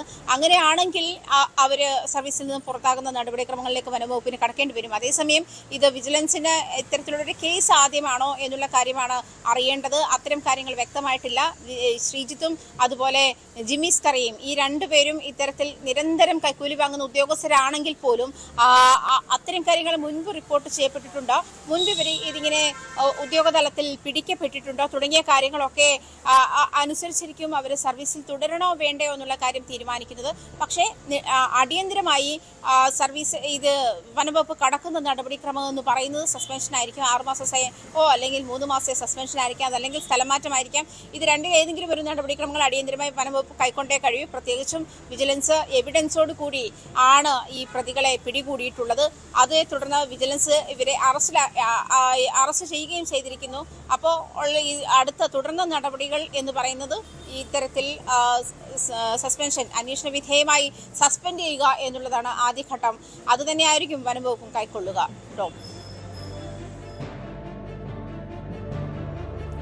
വ്യക്തമാണ്. ആജ്ഞ രവീന്ദ്രനാണ് വിവരങ്ങൾ. അമ്മ ഭരണസമിതിക്കെതിരെ നടൻ ടിനി ടോം. താരസംഘടനയായ അമ്മയുടെ ബൈലോ പുതിയ ഭരണസമിതി ദുരുപയോഗം ചെയ്തു. അഡ്മിനിസ്ട്രേഷൻ അറിയാത്തവർ വന്നതിൻ്റെ പ്രശ്നമാണ് അമ്മയിലുള്ളത്. പ്രസിഡന്റ് വെറും സ്റ്റാമ്പ് മാത്രമാണ്. അൻസിബ ഹസന്റെ രാജി വ്യക്തിപരമാണെന്നും ടിനി ടോം പറഞ്ഞു. അഡ്മിനിസ്ട്രേഷൻ എന്താണെന്ന് കൃത്യമായിട്ട് അറിയാൻ പറ്റാത്തവരുടെ ഇടപെടലാണ് പറ്റിയത്. കാരണം ട്രഷറർ അഡ്മിനിസ്ട്രേറ്റീവ് ഡിപ്പാർട്ട്മെന്റിലേക്ക് കടന്നാണ് പറ്റിയത്. ട്രഷററിന്റെ ജോലി എന്താണെന്ന് കൃത്യമായിട്ട് മനസ്സിലാക്കാത്തതിന്റെ ആയിരിക്കും. എന്റെ അഭിപ്രായത്തിൽ ഇത് തുടങ്ങുമ്പോൾ ബാബുചേട്ടനെ പോലത്തുള്ള സീനിയർ ആയിട്ടുള്ള ആൾക്കാരുടെ ഒരു ഉപദേശം തേടുകയും അവരുടെ ഒരു ട്രെയിനിങ്ങിലൂടെ കുറച്ച് ഒരു 6 മാസം, ഇപ്പൊ 6-7 മാസമായിട്ടുള്ള സംഘടന ഇപ്പൊ വർക്ക് ചെയ്ത് തുടങ്ങിയിട്ട് അപ്പോൾ തുടങ്ങിയ ബേബി സ്റ്റെപ്സിൽ പറ്റിയ അബദ്ധങ്ങളാണ്. അത് തിരുത്തിയിട്ട് നമ്മൾ കറക്റ്റ് ചെയ്തിട്ട്, ഒരു ചെടിയിൽ ഒരു കേട് വരുമ്പോൾ അത് ചെടി പറിച്ചു കളയാന്നുള്ളല്ല, ആ കേട് കട്ട് ചെയ്ത് കളഞ്ഞിട്ട് നമ്മൾ അമ്മ എന്ന് പറയുന്ന സംഘടനയ്ക്ക് വേണ്ടി നിലനിൽക്കും എന്നുള്ളതാണ്. അത് വ്യക്തിപരമായിട്ടുള്ളൊരു കാര്യം മാത്രമാണ് അൻസിബ പറഞ്ഞിട്ടുള്ളത്. അല്ലാതെ ഉള്ളൊരു വേറെ കാര്യങ്ങൾ നമ്മളൊന്നും അറിയിച്ചിട്ടുമില്ല, പറഞ്ഞിട്ടുമില്ല, അവിടെ രേഖപ്പെടുത്തിയിട്ടുമില്ല. അൻസിബ പറഞ്ഞത് വ്യക്തിപരമായിട്ടുള്ള തിരക്കുകൾ കൊണ്ട് പിന്മാറുന്നു എന്ന് മാത്രമാണ് പറഞ്ഞത്. അപ്പൊ പിന്നെ അതിനെക്കുറിച്ചൊന്നും പറയാൻ സാധിക്കില്ല. ആ വ്യക്തിയുടെ സ്വാതന്ത്ര്യത്തിൽ എനിക്ക് കയറി ഇടപെടാനും പറ്റൂല, ഒന്നും പറയാനും സാധിക്കില്ല. വിവരങ്ങളുമായി നവമി ദിനേശ് ചേരുന്നുണ്ട് കൊച്ചിയിൽ നിന്ന്. നവമി, ഈ അമ്മയിൽ കഴിഞ്ഞ കുറേ ദിവസങ്ങളായി എന്താണ് സംഭവിക്കുന്നത്? പ്രത്യേകിച്ച് ഇപ്പോഴത്തെ ഈ പൊട്ടിത്തെറിക്ക് കാരണം എന്താണ്? പുതിയ നേതൃത്വത്തോടുള്ള ഒരു അസഹിഷ്ണുതയാണോ?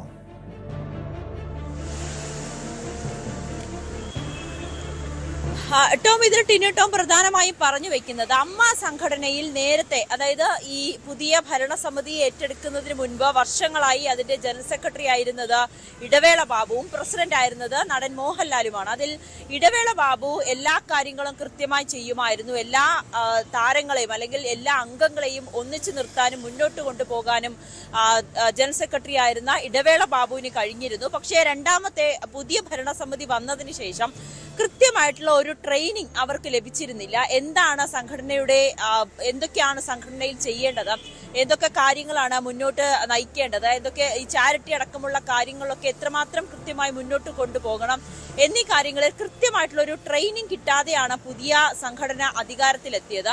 അതിൽ ബൈലോ പ്രകാരം പ്രസിഡന്റ് ഉണ്ടെങ്കിൽ പോലും ജനറൽ സെക്രട്ടറി, ട്രഷറർ ഉൾപ്പെടെ ഉള്ളവർക്കാണ് ഒരു കുറച്ചുകൂടി ചുമതല കൂടുക.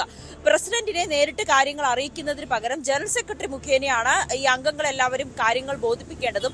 ജനറൽ സെക്രട്ടറിയാണ് ഈ അടുത്ത ജനറൽ ബോഡി യോഗത്തിലായാലോ അല്ലെങ്കിൽ അതിനു മുൻപുള്ള കമ്മിറ്റിയിലായാലോ കാര്യങ്ങളെല്ലാം അവതരിപ്പിക്കേണ്ടത് ജനറൽ സെക്രട്ടറി മുഖേനയാണ്.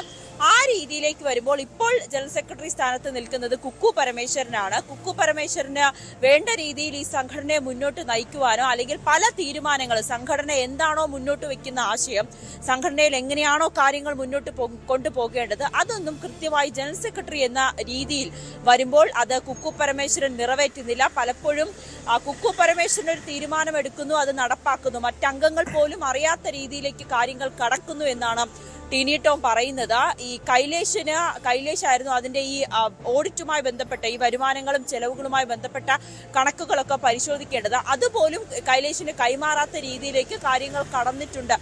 ഈ ഒരു പുതിയ താരമാണ്, അല്ലെങ്കിൽ ഒരു വലിയ എക്സ്പീരിയൻസ് ഒന്നും ഇല്ലാത്ത ഒരാളാണ് കൈലേഷ് എന്ന മാനദണ്ഡമൊക്കെ അവിടെ പലരും വെച്ച് പുലർത്തുന്നുണ്ട്. പ്രത്യേകിച്ച് ജനറൽ സെക്രട്ടറി ആയിക്കോട്ടെ, ട്രഷറർ ആയിക്കോട്ടെ, ഇവരൊക്കെ ഈ പുതിയ തലമുറയല്ലേ അല്ലെങ്കിൽ കുട്ടികളല്ലേ എന്ന് പറഞ്ഞുകൊണ്ട് ഇവരെ മാറ്റി നിർത്തുന്ന സാഹചര്യം പോലും സംഘടനയിലുണ്ടെന്ന് ടിനി ടോം പറയുന്നുണ്ട്. കഴിഞ്ഞ ദിവസം സുരേഷ് ഗോപി വിളിച്ചിരുന്നു. ഇതിന്റെ ഇന്റേണൽ പൊളിറ്റിക്സിലൊന്നും ഇടപെടാൻ താല്പര്യമില്ല, പക്ഷേ ഈ അമ്മ സംഘടനയെ ലക്ഷ്യം വെക്കുന്നത് നിരവധി നിരാലംബരായിട്ടുള്ള ആളുകളെ സഹായിക്കുക എന്നതാണ്.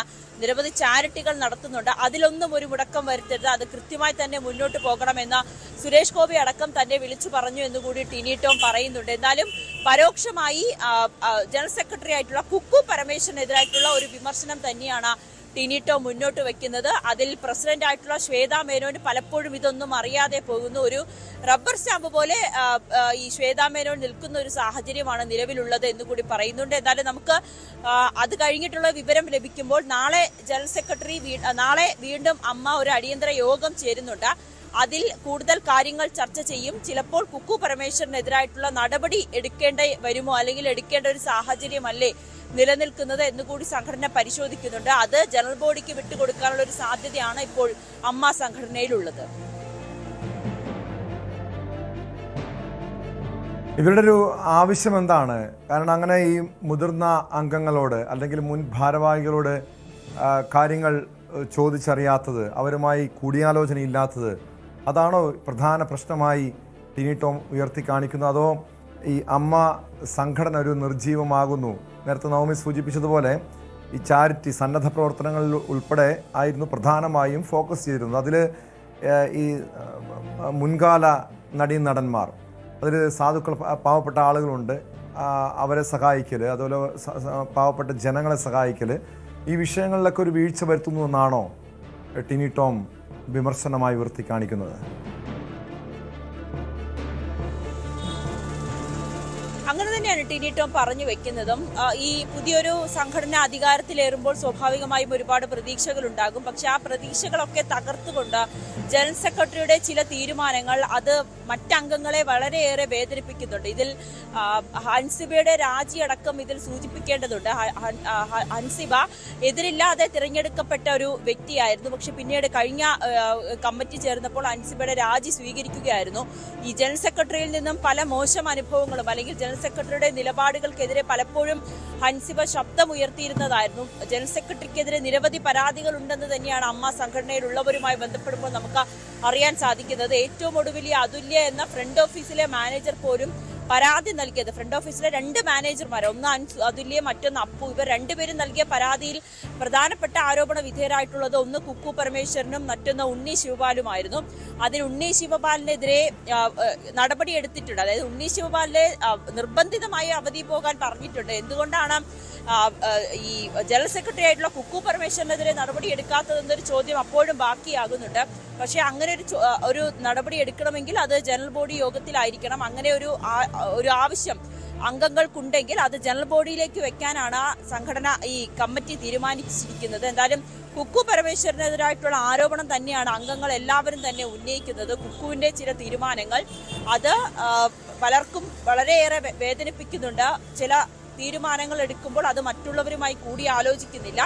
അത് ശരിയായ നടപടിയല്ല. പ്രത്യേകിച്ച് ഈ നേരത്തെ അൻസിബയൊക്കെ ഇതിൽ നിന്നും ഒരു രാജിവെക്കാനുള്ള കാരണവും അതോടൊപ്പം ഈ ഉണ്ണി ശിവപാലിന് നിർബന്ധ അവധി നൽകിയതുമൊക്കെ ഈ സംഘടനയിലൊരു ആഭ്യന്തര പ്രശ്നമാണോ? മാത്രമല്ല ഇത് ഇങ്ങനെ പോയി കഴിഞ്ഞാൽ വലിയൊരു ഗ്രൂപ്പിസത്തിലേക്ക് മാറും.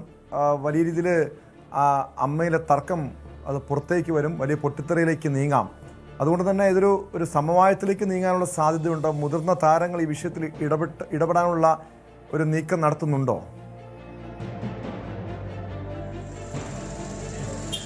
ടോം, എന്തായാലും ഇനി ഒരു നടപടി എടുക്കണമെങ്കിൽ അതിൽ ജനറൽ ബോഡി ചേരേണ്ടതുണ്ട്. എന്തായാലും ജനറൽ ബോഡി ഉടനെ ചേരുമെന്നാണ് നമുക്കറിയാൻ സാധിക്കുന്നത്. 2-3 മാസത്തിനുള്ളിൽ ജനറൽ ബോഡി ചേരും. അതിനുശേഷം മാത്രമേ അതിലൊരു നടപടി എടുക്കാൻ കഴിയുകയുള്ളൂ. നിലവിൽ കുക്കു പരമേശ്വരനെതിരെ നിരവധി പരാതികൾ അല്ലെങ്കിൽ പല അംഗങ്ങളും വളരെയേറെ ബുദ്ധിമുട്ട് പ്രകടിപ്പിക്കുന്നുണ്ടെന്നാണ് നമുക്ക് മനസ്സിലാകുന്നത്.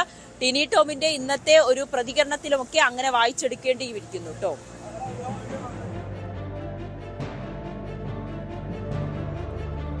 യെസ്, വ്യക്തമാണ്. നവമി ദിനേശാണ് വിവരങ്ങൾ നൽകിയത്. എന്തായാലും അമ്മ നേതൃത്വത്തിനെതിരെയാണ് നടൻ ടിനി ടോം ഇപ്പോൾ പരസ്യ വിമർശനവുമായി രംഗത്തെത്തിയിരിക്കുന്നത്. ഇടവേള.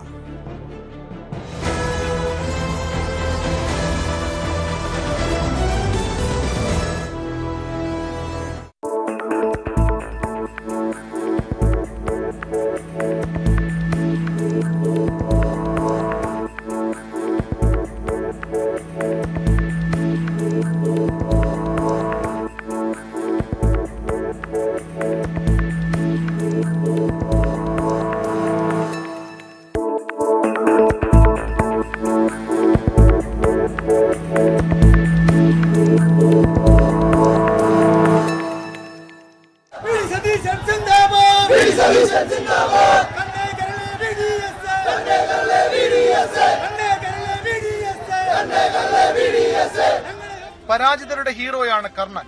എങ്ങനെയോ വി.ഡി. സതീശന്റെയും ഇഷ്ടകഥാപാത്രമായി കർണൻ മാറി. പദവികളും അധികാര സിംഹാസനങ്ങളുമായിരുന്നില്ല, അകറ്റി നിർത്തലുകളും അവഗണനയും നൽകിയ ഊർജ്ജമായിരുന്നു സതീശന്റെ മൂലധനം. തീർത്തും അർഹമായിരുന്നെങ്കിലും കെ.എസ്.യുവിന്റെയും യൂത്ത് കോൺഗ്രസിന്റെയും അധ്യക്ഷ പദങ്ങൾ സതീശനിലേക്ക് എത്തിയില്ല. ഗോഡ്ഫാദറില്ലാതിരുന്ന യുവനേതാവിനെ ഗ്രൂപ്പ് മാനേജർമാർ വെട്ടിമാറ്റുകയായിരുന്നു. തുടക്കം ഐ ഗ്രൂപ്പിൽ. രാഷ്ട്രീയ ഗുരുവായ ജി കാർത്തികേയനൊപ്പം സതീശനുമെത്തി 3ാം ഗ്രൂപ്പിൽ. രാഷ്ട്രീയത്തിലെ നെല്ലും പതിരും ഒറ്റനോട്ടത്തിൽ തിരിച്ചറിയാൻ മിടുക്കനായ ചാണക്യൻ കെ കരുണാകരൻ പ്രവചന സ്വഭാവത്തിൽ പറഞ്ഞു, ഇവൻ കോൺഗ്രസിന്റെ ഭാവി വാഗ്ദാനമാണ്. സതീശനെ തിരികെ ഐ ഗ്രൂപ്പിൽ എത്തിക്കാനായിരുന്നു ലീഡറുടെ ശ്രമം. വാഗ്ദാനം നൽകിയത് യൂത്ത് കോൺഗ്രസ് അധ്യക്ഷ പദവി. ഇതിലും വലിയ പദവി ലഭിച്ചാൽ ഞാൻ തിരികെ പോകണമോ എന്ന് ലീഡറുടെ ദൂതനോട് സതീശൻ ചോദിച്ചത്രേ. സ്വതസിദ്ധമായ ചിരിയായിരുന്നു ലീഡറുടെ മറുപടി. ഗ്രൂപ്പ് കളികളിലും അവഗണനയിലും മനമെടുത്ത് ഒരിക്കൽ സജീവ രാഷ്ട്രീയം തന്നെ അവസാനിപ്പിച്ചതായിരുന്നു വി.ഡി. സതീശൻ. ഹൈക്കോടതിയിൽ മുഴുവൻ സമയ അഭിഭാഷകനായി തിരികെ വന്നത് എ.കെ. ആന്റണിയുടെ നിർബന്ധപ്രകാരം. ഇടതുകോട്ടയായിരുന്ന പറവൂരിൽ 96-ൽ പോരാടി വീണു.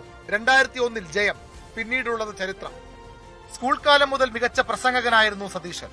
നിയമസഭയിലെത്തിയതോടെ കോൺഗ്രസിന്റെ ശബ്ദമായി മാറി. 2006-ലെ വി എസ് സർക്കാരിന്റെ കാലത്ത് സഭയിൽ ഉമ്മൻചാണ്ടിയുടെ വലങ്കൈ. സർക്കാരിനെതിരെയുള്ള നിർണായക നീക്കങ്ങളിൽ ഉമ്മൻചാണ്ടി മുന്നിൽ നിർത്തിയത് സതീശനെ. വ്യാജ ലോട്ടറി മാഫിയക്കെതിരെയുള്ള പോരാട്ടവും ധനമന്ത്രി തോമസ് ഐസക്കുമായുള്ള സംവാദവുമൊക്കെ രാഷ്ട്രീയ ജീവിതത്തിലെ നാഴികക്കല്ലുകൾ. എന്നിട്ടും 2011-ൽ മന്ത്രിസ്ഥാനം നിഷേധിക്കപ്പെട്ടു. രണ്ടാം നിരയിൽ നിന്ന് നിയമസഭയിലെ പിൻനിരയിലേക്ക് തള്ളപ്പെട്ട നാളുകൾ. വെറുതെ ഇരുന്നില്ല സതീശൻ. ഹരിത ഗ്രൂപ്പ് എന്ന പേരിൽ ഭരണപക്ഷത്തെ പ്രതിപക്ഷ ശബ്ദമായി മാറി സതീശൻ. പഠിച്ച് കാര്യങ്ങൾ അവതരിപ്പിക്കുന്നതായിരുന്നു തുടക്കം മുതൽ സതീശന്റെ പ്രത്യേകത. നിയമസഭാ നടപടികളിലും തികഞ്ഞ അവഗാഹം. തുടർച്ചയായി ഭരണം നഷ്ടപ്പെട്ട് തകർന്നടിഞ്ഞ കോൺഗ്രസ് നിയമസഭാ കക്ഷിയെ നയിക്കാനാണ് 2021-ൽ സതീശനെത്തിയത്. സഭയ്ക്കകത്തും പുറത്തും പുതിയ ഉണർവിലേക്ക് കോൺഗ്രസ് മാറി. സതീശന്റെ നാവിന്റെ മൂർച്ച പിണറായി സർക്കാരിനെ നോവിച്ചു. സാർ, ഇന്നലെ വന്ന ഹൈക്കോടതി വിധി വളരെ ഞെട്ടിക്കുന്നതാണ്. കാരണം ഒറിജിനൽ സ്വർണം മൂടിയ ദ്വാരപാലക ശില്പം ഉയർന്ന നിരക്കിൽ വിൽപ്പന നടത്തി എന്നാണ് ഹൈക്കോടതിയുടെ ഫൈൻഡിംഗ്. സാർ, ശബരിമലയിലെ ദ്വാരപാലക ശില്പം ഉയർന്ന നിരക്കിൽ വിൽപ്പന നടത്തി എന്നുള്ളൊരു ഫൈൻഡിംഗ് ഉണ്ടായിരിക്കുന്നു.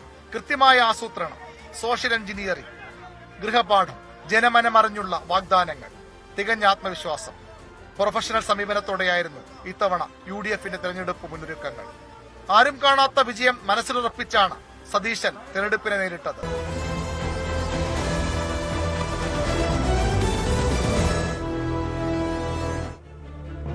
സ്പോട്ട് ലൈവ് തുടരുന്നു. കൊല്ലത്ത് വൻ ലഹരിമരുന്ന് വേട്ട. കൊറിയർ വഴിയുള്ള ലഹരിമരുന്ന് കച്ചവടമാണ് പിടികൂടിയത്. കൊല്ലം ഓലയിൽക്കടവിലെ വീട്ടിൽ നിന്ന് തീവ്രത കൂടിയ പുതിയ ഇനം ലഹരിമരുന്നാണ് പിടികൂടിയതെന്ന് പോലീസ് പറയുന്നു. 2 പാക്കറ്റുകളിലായി ടാബ്ലറ്റ് രൂപത്തിലാണ് 100 ഗ്രാമിലധികം ലഹരി വസ്തുക്കൾ എത്തിച്ചത്. ഡാൻസ് ഓഫ് സംഘത്തിന് ലഭിച്ച രഹസ്യവിവരത്തിന്റെ അടിസ്ഥാനത്തിലായിരുന്നു പരിശോധന. വിവരങ്ങളുമായി എസ് വിനീഷ് ചേർന്നു. വിനീഷ്, ഇതൊരു പുതിയ ഇനം ലഹരിമരുന്നാണെന്നാണ് മനസ്സിലാക്കുന്നത്. അതേക്കുറിച്ച് പോലീസിന് വ്യക്തത വന്നിട്ടുണ്ടോ? എങ്ങനെയായിരുന്നു ഈ ലഹരി വസ്തുക്കൾ കൊറിയർ വഴി എത്തിച്ചിരുന്നത്?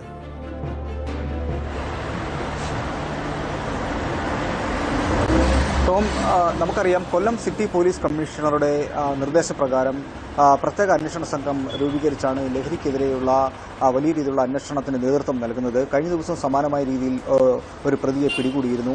ഇപ്പോൾ പുറത്തുവരുന്ന മറ്റൊരു വാർത്ത വളരെയധികം ഞെട്ടിക്കുന്നതാണ്. ടോം സൂചിപ്പിച്ചതുപോലെ തന്നെ മാരക ലഹരി മരുന്നായ MDMA ഒരു പുതിയ വെർഷൻ എന്ന് തന്നെ യുവാക്കളുടെ ഇടയിൽ പറയപ്പെടുന്ന ഗുളിക രൂപത്തിലുള്ള MDMA ഇപ്പോൾ പിടികൂടിയിരിക്കുന്നത്. 100 ഗ്രാം MDMA ഇപ്പോൾ പിടികൂടിയിരിക്കുന്നത്. 177 പൊതികളിലായിട്ടാണ് MDMA കണ്ടെത്തിയതെന്നാണ് പറയുന്നത്. നമുക്കിത് അറിയാൻ കഴിഞ്ഞ വിവരം ഇങ്ങനെയാണ് ടോം. ഇന്നൊരു 8:30 കൂടി, പുലർച്ചെ 8:30 ഒരു വാഹനം എത്തിയിരുന്നു. ടൂറിസ്റ്റ് ബസ്സാണ്. ഇതിൽ ഈ ലഹരി കടത്തുമായി ബന്ധപ്പെട്ട് ഒരാൾ വരുന്നുണ്ട് എന്നുള്ളത് രഹസ്യ വിവരം ഡാൻസ് ഓഫ് ടീമിന് നേരത്തെ തന്നെ ലഭിച്ചിരുന്നു. കൊല്ലം സ്വദേശിയായ വിഷ്ണു എന്നാണ് അയാളുടെ പേര്. അങ്ങനെ പോലീസ് വാഹനം പരിശോധിച്ചു. അപ്പോൾ വാഹനത്തിലെ യാത്രക്കാരിൽ നിന്നും വിഷ്ണുവിനെ പിടികൂടുകയും ചെയ്തു. വിഷ്ണുവിന്റെ ബാഗും അതുപോലെ തന്നെ ശരീരവും പരിശോധിച്ചപ്പോൾ ലഹരി ഉൽപ്പന്നങ്ങളൊന്നും തന്നെ കണ്ടെത്താൻ സാധിച്ചില്ല. പക്ഷേ പോലീസ് വിശദമായി ചോദ്യം ചെയ്തപ്പോഴാണ് ഇതിന്റെ ലഹരിയുടെ ഒരു ഉറവിടത്തിലേക്ക് പോലീസിന് എത്താൻ സാധിച്ചത്.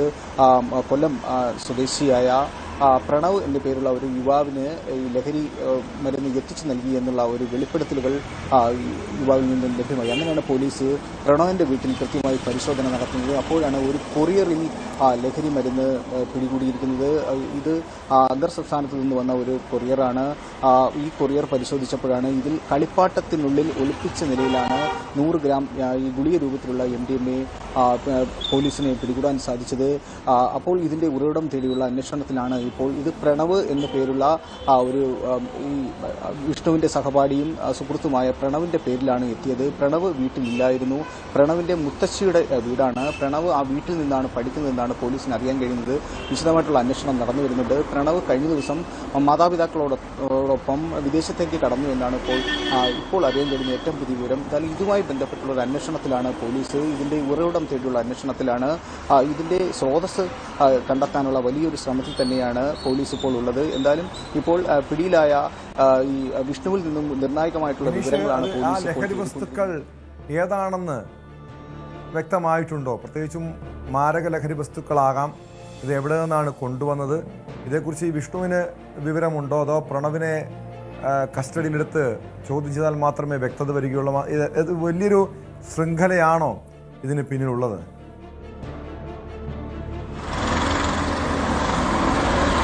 തീർച്ചയായിട്ടും അങ്ങനെ തന്നെ പറയാം. വലിയൊരു ശൃംഖല തന്നെയാണ്. നമുക്കറിയാം ഇത് കൈവശം വെച്ച് കൊണ്ടുവന്നു കഴിഞ്ഞാൽ പിടിക്കപ്പെടും എന്ന് അറിയാം. അങ്ങനെ ഒരു ബോധം ഉണ്ടായതുകൊണ്ടാവാം ഒരുപക്ഷെ ഇങ്ങനെ ഈ കൊറിയർ വഴി ഈ ഒരു ലഹരി അയച്ചു നൽകിയതെന്നതാണ് ഇപ്പോൾ പോലീസ് സംശയിക്കുന്നത്. ആരാണ് ഇത് അയച്ചു നൽകിയതെന്ന് അടക്കമുള്ളൊരു അന്വേഷണത്തിലേക്കാണ് ഇപ്പോൾ പോലീസ് നീങ്ങുന്നത്. ഗുളിക രൂപത്തിലുള്ള പുതിയ യുവാക്കളുടെ ഇടയിൽ പുതിയ തരംഗമായി മാറിക്കൊണ്ടിരിക്കുന്ന ഒരു മയക്കുമരുന്നിന്റെ പുതിയ വെർഷൻ എന്നാണ് ഇത് വിശേഷിപ്പിക്കപ്പെടുന്നത്. അത്തരത്തിലുള്ള ഒരു ലഹരി ഉൽപ്പന്നമാണ് ഇപ്പോൾ പിടികൂടിയിരിക്കുന്നത്. ഗുളിക രൂപത്തിലാണ് ഇത്. 177 പാക്കറ്റുകളിലായിട്ടാണ് സൂക്ഷിച്ചിരിക്കുന്നത്. ഇത് ഒരു കളിപ്പാട്ടത്തിനുള്ളിൽ ഒളിപ്പിച്ച നിലയിലായിരുന്നു ലഹരി വസ്തുക്കൾ കടത്തിയിരുന്നതെന്നാണ് ഇപ്പോൾ അറിയാൻ കഴിയുന്നത്. പോലീസ് എത്തിയാണ് ഈ കൊറിയർ ഓപ്പൺ ചെയ്തത് പോലും. കാരണം കഴിഞ്ഞ ദിവസം പ്രണവാണ് ഈ കൊറിയർ വാങ്ങിയത്. വീട്ടിലെത്തിയ കൊറിയർ വാങ്ങിയിട്ട് മുത്തശ്ശിയോട് പറഞ്ഞു വിഷ്ണു വരുമ്പോൾ ഈ കൊറിയർ നൽകണം എന്ന് പറഞ്ഞിട്ടാണ് വിദേശത്തേക്ക് പോയതെന്നാണ് ഇപ്പോൾ മുത്തശ്ശിയിൽ നിന്നും പോലീസിന് വിവരം ലഭിച്ചത്, മൊഴി ലഭിച്ചത്. അങ്ങനെയാണ്. ഇതുമായി ബന്ധപ്പെട്ട് ഒരുപാട് വ്യക്തതകൾ വരാനുണ്ട്. ടോം, പോലീസ് കൃത്യമായി അന്വേഷിക്കുന്നുണ്ട്. ഇവർ മാത്രമാണോ ഇതിന്റെ പിന്നിൽ, മറ്റാരെങ്കിലും ഉണ്ടോ, അല്ലെങ്കിൽ ഇവർ ആർക്ക് കൊടുക്കാനാണ് ഇത് കൊണ്ടുവന്നത് അടക്കമുള്ള ഒരു അന്വേഷണത്തിലേക്ക് പോലീസ് നീങ്ങുന്നുണ്ട്. വലിയ രീതിയിലുള്ള ഒരു അന്വേഷണത്തിലേക്കാണ് പോലീസ് ഈ ലഹരിയുമായി ബന്ധപ്പെട്ട് ഡാൻസ് ഓഫ് ടീം കഴിഞ്ഞ ദിവസം തന്നെ നമുക്കറിയാം ചാത്തന്നൂർ സ്റ്റേഷൻ പരിധിയിൽ ഇതുപോലെ സമാനമായ രീതിയിൽ ഒരു പ്രതിയെ പിടികൂടിയിരുന്നു. അത് യുവാക്കൾക്ക് ലഹരി എത്തിച്ചു നൽകുന്ന പ്രധാനിയായിരുന്നു. അയാളുടെ കയ്യിൽ നിന്ന് 9 ഗ്രാം MDMA അടക്കമാണ് പോലീസ് പിടികൂടിയത്. ഇത്തരത്തിൽ വാർത്തകൾ ദിനംപ്രതി ജില്ലയിൽ വർദ്ധിച്ചു വരുന്ന ഒരു സാഹചര്യവും നിലനിൽക്കുന്നുണ്ട്. പോലീസ് അത്രത്തോളം കൃത്യമായി അന്വേഷണം നടക്കുന്നുണ്ട്. പോലീസ് എക്സൈസിന്റെ ഭാഗത്ത് ഇത്തരത്തിൽ സ്പെഷ്യൽ അന്വേഷണ സംഘങ്ങൾ രൂപീകരിച്ചിട്ടുള്ള അന്വേഷണം പഴുതടച്ചിട്ടുള്ള അന്വേഷണത്തിലേക്ക് തന്നെയാണ് നടക്കുന്നത്. ഇതിന്റെ നമ്മളിപ്പോൾ ഈ സമാനമായ രീതിയിൽ ഇപ്പോൾ നടന്ന ഈ ഒരു കേസുമായി ബന്ധപ്പെട്ടുള്ള അന്വേഷണവും കൃത്യമായി നടക്കുന്നതായിട്ടാണ് അറിയുന്നത്. തന്നെയല്ല, ഈ അന്വേഷണത്തിന് ഇതിന്റെ MDMAയുടെ ഉറവിടം തേടിയുള്ള അന്വേഷണത്തിൽ ചില രഹസ്യ സ്വഭാവങ്ങളുണ്ട്. അതുകൊണ്ട് പോലീസ് കൃത്യമായിട്ട് അന്വേഷിച്ച് വ്യക്തത വന്നെങ്കിൽ മാത്രമേ മാധ്യമങ്ങളോട് അത്തരം കാര്യങ്ങൾ പോലും വെളിപ്പെടുത്തുകയുള്ളൂ. എന്തായാലും കൂടുതൽ അറസ്റ്റ് ഉണ്ടാവുക എന്ന് തന്നെയാണ് പോലീസ് ഇന്നും അറിയാൻ കഴിയുന്ന വിവരം. പക്ഷേ ഈ സംഭവത്തിലെ ഈ കേസിലെ പ്രധാനിയിലേക്ക് അന്വേഷണം എത്താൻ കഴിയുമോ? ഇയാൾ നാട് വിട്ടിരിക്കാം, സംസ്ഥാനം വിട്ടിരിക്കാമെന്ന് സൂചനയുണ്ട്. മറ്റു കുടുംബാംഗങ്ങളെ ചോദ്യം ചെയ്തിട്ടുണ്ടോ? പോലീസിൻ്റെ ഒരു നിഗമനത്തിൽ അല്ലെങ്കിൽ പോലീസിൻ്റെ അന്വേഷണത്തിൽ ഇതുമായി ബന്ധപ്പെട്ട എന്തൊക്കെ കാര്യങ്ങളാണ് കണ്ടെത്താൻ കഴിയുക? എത്ര നാളുകളായി ഇങ്ങനെ ഇവർ സംസ്ഥാനത്തേക്ക് ഈ കൊറിയർ വഴി ലഹരി എത്തിക്കുന്നുണ്ട്? ഇതുമായി ബന്ധപ്പെട്ടൊരു കൃത്യമായ സൂചന ലഭിച്ചിട്ടുണ്ടോ?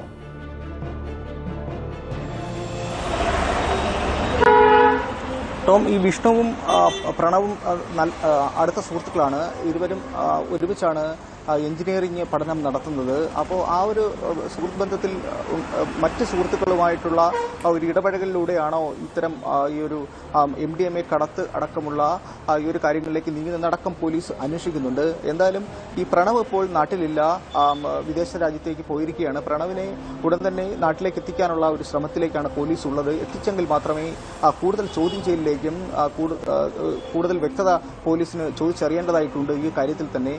വിഷ്ണു അതുപോലെ തന്നെ വിഷ്ണുവിന് എവിടെ നിന്നാണ് ഈ ഒരു ലഹരി ഉൽപ്പന്നങ്ങൾ എത്തിച്ചു നൽകുന്നത്, ഇതിന്റെ റാക്കറ്റ് എവിടെയാണെന്നടക്കം കൂടുതൽ വെളിപ്പെടുത്തലുകൾ, കൂടുതൽ അന്വേഷണത്തിലേക്ക് നീങ്ങേണ്ടതായിട്ടുണ്ട്. എന്തായാലും വലിയ രീതിയിൽ ഈ കൊറിയർ വഴി മയക്കുമരുന്നുകൾ കടത്തൽ എന്നുള്ള ഒരു സംഘത്തിലേക്ക് പോലീസ് എത്തുന്നു എന്നുള്ളതാണ് ഞെട്ടിക്കുന്ന ഒരു വാർത്ത തന്നെയാണ് ഇത്. നമുക്കറിയാം ഈ വാഹനങ്ങളിലൂടെ ലഹരി ഉൽപ്പന്നങ്ങൾ കൊണ്ടുവരുന്നത് പോലീസ് പിടികൂടുന്നുണ്ട്. അതുപോലെ തന്നെ അന്തർ സംസ്ഥാന വാഹനങ്ങൾ സർവീസ് നടത്തുന്ന ടൂറിസ്റ്റ് പോലെയുള്ള വാഹനങ്ങളിലൂടെ ലഹരി ഉൽപ്പന്നങ്ങൾ കൊണ്ട് അതെല്ലാം പോലീസ് പിടികൂടുന്നുണ്ട്. അപ്പോൾ ഇങ്ങനെ പിടിക്കപ്പെടാതിരിക്കാൻ വേണ്ടിയാണ് ഇത്തരത്തിലുള്ള ഒരു കൊറിയർ മാർഗം ഇവർ സ്വീകരിച്ചതെന്നാണ് തന്നെയാണ് പോലീസിൽ നിന്നും വ്യക്തമായി ലഭ്യമാകുന്നത്. പക്ഷേ ഇത് എത്രത്തോളം ഇനിയും കടത്തുന്നുണ്ടോ, അല്ലെങ്കിൽ എത്രത്തോളം ഇവർ കടത്തിയിട്ടുണ്ട് എന്നടക്കം, ആർക്കെല്ലാം നൽകിയിട്ടുണ്ട് എന്നടക്കമുള്ള ഒരു അന്വേഷണത്തിലേക്ക് പോലീസ് നീങ്ങേണ്ടതായിട്ടുണ്ട്. പ്രാഥമിക ഘട്ടം എന്നോണം ഈ കൊറിയർ വഴി ലഹരി ഉൽപ്പന്നം, ഈ മാരക ലഹരി ഉൽപ്പന്നം കണ്ടെത്തി തന്നെ ഞെട്ടിക്കുന്ന ഒരു വാർത്തയായി തന്നെ മാറിയിരിക്കുകയാണ്. ഇത് ഗുളിക രൂപത്തിലുള്ള MDMAയുടെ പുതിയ വെർഷൻ ആണെന്ന് തന്നെയാണ് പോലീസിൽ നിന്നും അറിയാൻ കഴിയുന്നത്. എന്തായാലും ഇതുമായി ബന്ധപ്പെട്ടുള്ള കൂടുതൽ അന്വേഷണത്തിലേക്കും കൂടുതൽ അറസ്റ്റിലേക്കും നീങ്ങാനുള്ള വലിയ സാധ്യതകൾ ഉണ്ട് കേട്ടോ നിലവിൽ. യെസ്, വ്യക്തമാണ്. എസ് വിനീഷാണ് കൊല്ലത്തുനിന്ന് വിവരങ്ങൾ നൽകിയത്. എന്തായാലും അതീവ ഗൗരവത്തോടെ കാണേണ്ട ഒരു വിഷയമാണ്. എം ഡി എം എ പുതിയ രൂപത്തിൽ കേരളത്തിലേക്ക് എത്തിക്കുന്നു. അത് കൊറിയർ വഴിയാണ്. വലിയ ശൃംഖല അതിന് പിന്നിലുണ്ട്. മുഖ്യപ്രതികളെ കേന്ദ്രീകരിച്ചാണ് പോലീസിന്റെ അന്വേഷണം. പാലക്കാട് പട്ടാമ്പിയിലും വൻ ലഹരി വേട്ട. 20 കിലോ കഞ്ചാവുമായി 2 സ്ത്രീകളെ പട്ടാമ്പി പോലീസ് പിടികൂടി. ഒഡീഷ സ്വദേശിനികളായ സൊണാലി നായിക്, ലിസ നായിക് എന്നിവരെയാണ് പോലീസ് കസ്റ്റഡിയിലെടുത്തത്. ട്രെയിനിൽ കൊണ്ടുവരുന്നതിനിടെയാണ് കഞ്ചാവുമായി പ്രതികൾ പിടിയിലായത്. വിവരങ്ങളുമായി എം വിഷ്ണു ചേരുന്നുണ്ട്. വിഷ്ണു, ഈ 2 സ്ത്രീകളും ഈ ലഹരി മാഫിയയുടെ കണ്ണികളാണോ? ഈ ലഹരി എത്തിക്കുകയായിരുന്നു ഇവരുടെ ലക്ഷ്യം, അതോ കേരളത്തിലേക്ക് ജോലി തേടി ഇതര സംസ്ഥാന തൊഴിലാളികളെന്ന വ്യാജേന കേരളത്തിലേക്ക് തൊഴിൽ തേടി എത്തിയവരാണോ? അതിന്റെ മറവിലായിരുന്നോ ഈ ലഹരി ഇടപാടുകൾ? തീർച്ചയായും ടോം, ഇന്നലെ രാത്രിയാണ് പട്ടാമ്പി റെയിൽവേ സ്റ്റേഷൻ സംഭവം ഉണ്ടായത്. രഹസ്യമെടുത്ത് തുറന്ന് പട്ടാമ്പി പോലീസും ജില്ലാ ലഹരി വിരുദ്ധ സ്ക്വാഡും ചേർന്ന് നടത്തിയ പരിശോധനയിലാണ് ഇവരെ പ്ലാറ്റ്ഫോമിൽ നിന്നും കണ്ടെത്തിയത്. സംശയാസ്പദമായി കണ്ട സാഹചര്യത്തിൽ ഇവരുടെ ബാഗ് പരിശോധിക്കുകയും തുടർന്ന് ബാഗിൽ നിന്നും കഞ്ചാവ് കണ്ടെത്തുകയുമായിരുന്നു. 20 കിലോ കഞ്ചാവാണ് കണ്ടെത്തിയത്. ഒഡീഷ സ്വദേശികളായ സൊണാലി നായിക്, ലിസ നായിക് എന്നിവരിൽ നിന്നാണ് ഇവർ പിടികൂടിയത്. ഇവരെ രാത്രി തന്നെ പോലീസ് കസ്റ്റഡിയിൽ എടുത്തിട്ടുണ്ട്. നിലവിൽ ഇവരെ ചോദ്യം ചെയ്തു വരികയാണ്. ഇവർ ഇതര സംസ്ഥാന തൊഴിലാളികളാണ് പട്ടാമ്പി കേന്ദ്രീകരിച്ച് പ്രവർത്തിക്കുന്നവര്. പട്ടാമ്പി കേന്ദ്രീകരിച്ച് വലിയൊരു ഇതര സംസ്ഥാന തൊഴിലാളികളുടെ ക്യാമ്പ് തന്നെയുണ്ട് പട്ടാമ്പി കേന്ദ്രീകരിച്ച് പെരുമ്പാവൂർ പോലെയൊക്കെ തന്നെയുള്ളത്. നിരവധി ലഹരി പിടികൂടുന്ന സാഹചര്യങ്ങളും മുൻപ് ഉണ്ടായിട്ടുണ്ട് ഈ ക്യാമ്പുകളിൽ നിന്നും. വിൽപ്പനയ്ക്കായി ഇവർ ഇതര സംസ്ഥാനത്ത് നിന്നും സ്ഥിരമായി പോയി വരുന്നത് കൊണ്ട് തന്നെ ചെറിയ തോതിൽ ഈ 20 കിലോ, 10 കിലോ, 5 കിലോ അങ്ങനെ ചെറിയ തോതിൽ ഈ കഞ്ചാവ് ഉൾപ്പെടെയുള്ള മാരക ലഹരി മരുന്നുകൾ, ലഹരി വസ്തുക്കൾ ഈ ട്രെയിനിൽ കൊണ്ടുവരികയും തുടർന്ന് ക്യാമ്പുകളിലെ ആൾക്കാർക്ക് വിതരണം ചെയ്യുകയും സ്കൂളുകൾ കേന്ദ്രീകരിച്ച് വിതരണം ചെയ്യുകയും ഈ ലഹരി മാഫിയ സംഘങ്ങൾക്ക് ഇത് നൽകുകയും ഒക്കെ ചെയ്യുന്നത് മുൻപ് പലതവണ പോലീസ് കണ്ടെത്തിയിട്ടുണ്ട്. നടപടികൾ സ്വീകരിച്ചിട്ടുണ്ടെങ്കിൽ പോലും ഇത് ഈ ലഹരിക്കടത്ത് തുടർന്നുകൊണ്ടിരിക്കുകയാണ്. ഇവർ തൊഴിലാളികൾ തന്നെയാണ്, ഇതര സംസ്ഥാന തൊഴിലാളികൾ തന്നെയാണ്. പട്ടാമ്പി കേന്ദ്രീകരിച്ചും ചുറ്റുവട്ടം കേന്ദ്രീകരിച്ചൊക്കെ ദിനേന പലതരം പണികൾക്ക് പോകുന്ന, കൂലിപ്പണികൾക്ക് പോകുന്ന ആൾക്കാർ തന്നെയാണ്. ഇവർ ഈ നാട്ടിൽ പോയി വരുമ്പോഴാണ് ഈ ലഹരി വസ്തുക്കൾ കൊണ്ടുവരുന്നൊരു പ്രവണത ഉണ്ടാകുന്നത്. ടോം,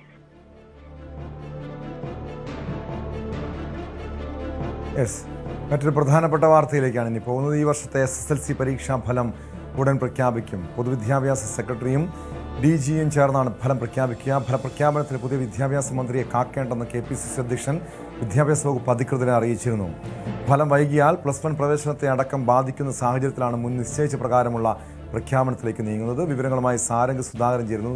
സാരംഗ്, സാധാരണ വിദ്യാഭ്യാസ മന്ത്രിയാണ് SSLC ഫലം പ്രഖ്യാപിക്കാറുള്ളത്. പക്ഷേ ഇവിടെ ആ ഒരു കീഴ്വഴക്കം മാറുന്നു. എന്താണ് ഇങ്ങനെ? കാരണം ഈ മന്ത്രിസഭ വൈകും എന്നതുകൊണ്ടാണോ അടിയന്തരമായി ഈ പരീക്ഷാ ഫല പ്രഖ്യാപനത്തിലേക്ക് നീങ്ങുന്നത്? തീർച്ചയായും. കാരണം ഈ ഫലപ്രഖ്യാപനം ഇനിയും വൈകുകയാണെന്നുണ്ടെങ്കിൽ +2 അഡ്മിഷൻ അടക്കമുള്ള പ്രക്രിയകൾ അതിനനുസരിച്ച് കാലതാമസം ഉണ്ടാകുമെന്ന് മനസ്സിലാക്കിയത് കൊണ്ടാണ് KPCC അധ്യക്ഷന്റെ നിർദ്ദേശപ്രകാരം ഈ ഒരു ഫലപ്രഖ്യാപനം ഉദ്യോഗസ്ഥർ തന്നെ നടത്താൻ വേണ്ടി നിർദ്ദേശം നൽകിയിരിക്കുന്നത്. ഇത്തവണത്തെ പരീക്ഷാഫലം വളരെ നിർണായകമാണ്. കാരണം പാഠ്യപദ്ധതിയിൽ മാറ്റം വരുത്തിക്കൊണ്ടുള്ള ആദ്യ പരീക്ഷയാണ്. കഴിഞ്ഞ തവണ 99.5% വിജയശതമാനം ഉണ്ടായിരുന്നത്. ഇത്തവണ അത് 100% എത്തുമോ എന്നൊരു ചോദ്യം അടക്കം നിലനിൽക്കുന്നുണ്ട്. നമുക്കറിയാം, മന്ത്രിയില്ലാതെ പൊതുവിദ്യാഭ്യാസ അഡീഷണൽ ഉദ്യോഗസ്ഥരടക്കം പ്രഖ്യാപിക്കുന്ന ഒരു കീഴ്വഴക്കമാണ് ഇത്തവണ നടത്തുന്നത് എന്ന ഒരു പ്രത്യേകതയുമുണ്ട്. നമുക്കറിയാം, കഴിഞ്ഞ വർഷം അടക്കം ശിവൻകുട്ടിയായിരുന്നു വിദ്യാഭ്യാസ മന്ത്രിയായിരുന്നു പ്രഖ്യാപനം നടത്തിയത്. ഇത്തവണ മന്ത്രിസഭ രൂപീകരണം കഴിഞ്ഞ് +2 പരീക്ഷാഫലം വിദ്യാഭ്യാസ മന്ത്രി തന്നെ പ്രഖ്യാപിക്കുമെന്നൊരു പ്രതീക്ഷ നിലനിൽക്കുന്നുണ്ട്. നമുക്കറിയാം, ഈ ഒരു മുഖ്യമന്ത്രിയെ പ്രഖ്യാപിക്കുന്നതും അതുമായി ബന്ധപ്പെട്ട 11 ദിവസത്തോളമുള്ള ഒരു മുടക്കം അല്ലെങ്കിൽ അത്രയും സമയം ഉണ്ടായിരുന്നു. ആ സമയത്തുള്ള ഒരു കാലതാമസമാണ് ഈ ഒരു മന്ത്രിസഭാ രൂപീകരണത്തിനും ഒപ്പം തന്നെ ഈ ഒരു ഫലത്തിലും വൈകി പോകാനുള്ള ഒരു സാധ്യത. അല്ലെങ്കിൽ മന്ത്രിയെ കാത്തിരുന്നാൽ അത് കൂടുതൽ ബുദ്ധിമുട്ടുകൾ, സാങ്കേതിക ബുദ്ധിമുട്ടുകളിലേക്ക് എത്താൻ കാരണമാകും. നമുക്കറിയാം, CBSEയുടെ അടക്കം ഫലം പുറത്തു വന്ന സ്ഥിതിക്ക് കേരള സിലബസിന്റെ വന്നില്ല എങ്കിൽ അത് വിദ്യാർത്ഥികൾക്കും രക്ഷിതാക്കൾക്കും കൂടുതൽ ബുദ്ധിമുട്ടുണ്ടാകാനുള്ള സാധ്യതയുണ്ട്. ആ ഒരു സാഹചര്യത്തിലാണ് ഇപ്പോൾ പ്രഖ്യാപനം ഇന്ന് തന്നെ, അതായത് ശിവൻകുട്ടി നേരത്തെ തന്നെ അറിയിച്ചിരുന്നു 15-ാം തീയതിയാണ് പ്രഖ്യാപനം ഉണ്ടാവുക എന്ന്. പക്ഷേ ആര് പ്രഖ്യാപിക്കും എന്ന കാര്യത്തിൽ മാത്രമായിരുന്നു ചെറിയൊരു ആശയക്കുഴപ്പം. അതിന്റെ ഭാഗമായി കഴിഞ്ഞ ദിവസം, ഒരു ദിവസം മുൻപേ ഈ ഒരു പൊതുവിദ്യാഭ്യാസ വകുപ്പിന്റെ ഭാഗത്തു നിന്നും ഒരു ചർച്ച നടന്നിരുന്നു, പരീക്ഷാ ഭവൻ ചർച്ച നടന്നിരുന്നു. അതിന്റെ ഭാഗമായിട്ടാണ് ഉദ്യോഗസ്ഥർ തന്നെ പ്രഖ്യാപനം നടത്തിയാൽ മതി എന്ന തരത്തിലേക്ക് ഒരു തീരുമാനം അല്ലെങ്കിൽ ആ ഒരു രീതിയിലേക്ക് എത്തിയത്. അതിന് UDF-ന്റെ ഭാഗത്തു നിന്നും അനുകൂല ഒരു മറുപടി ലഭിച്ചതോടുകൂടിയാണ് അത്തരത്തിൽ മുന്നോട്ട് പോയത്. എന്ത് തന്നെയായാലും ഇതിനൊപ്പം തന്നെ THSLC-യും ഒപ്പം ഹിയറിംഗ് ഇമ്പയർഡ് ആയിട്ടുള്ള വിദ്യാർത്ഥികളുടെയും ഒപ്പം 633 ഗൾഫ് മേഖലയിൽ നിന്നും എഴുതിയ വിദ്യാർത്ഥികളുടെ ഫലം കൂടി വരുന്നുണ്ട്. പക്ഷെ അവരുടെ ഫലം എന്ന് പറയുന്നത് നമുക്കറിയാം, പശ്ചിമേഷ്യൻ യുദ്ധം നിലനിൽക്കുന്നത് കൊണ്ട് തന്നെ അവർ പരീക്ഷ എഴുതിയിട്ടുണ്ടായിരുന്നില്ല. മോഡൽ പരീക്ഷയുടെ മാർക്ക് ഏകീകരിച്ച് അതിനൊപ്പം തന്നെ ഗ്രേസ് മാർക്കും കൂട്ടിയായിരിക്കും അവർക്ക് പരീക്ഷാ ഫലം വരിക.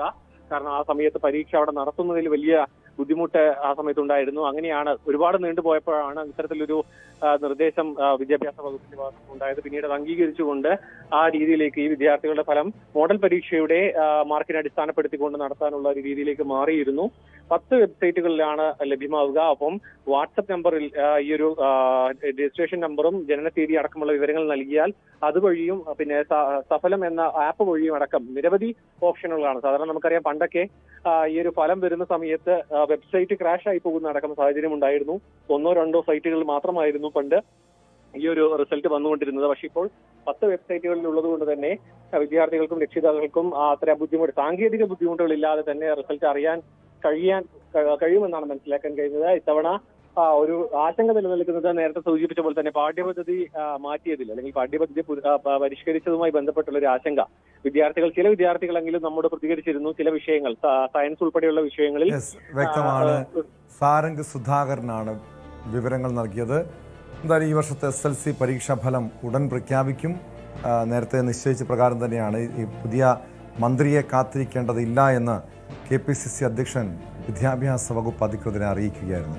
എന്തായാലും ഫലം കാത്തിരിക്കുന്ന SLC പരീക്ഷാ ഫലം കാത്തിരിക്കുന്ന എല്ലാ വിദ്യാർത്ഥികൾക്കും വിജയാശംസകൾ നേരുന്നു. സ്പോട്ട് ലൈവ് പൂർണ്ണമാകുന്നു. ഇനി ബുള്ളറ്റിൻ തുടരും. ഹരികൃഷ്ണൻ ചെയ്യും.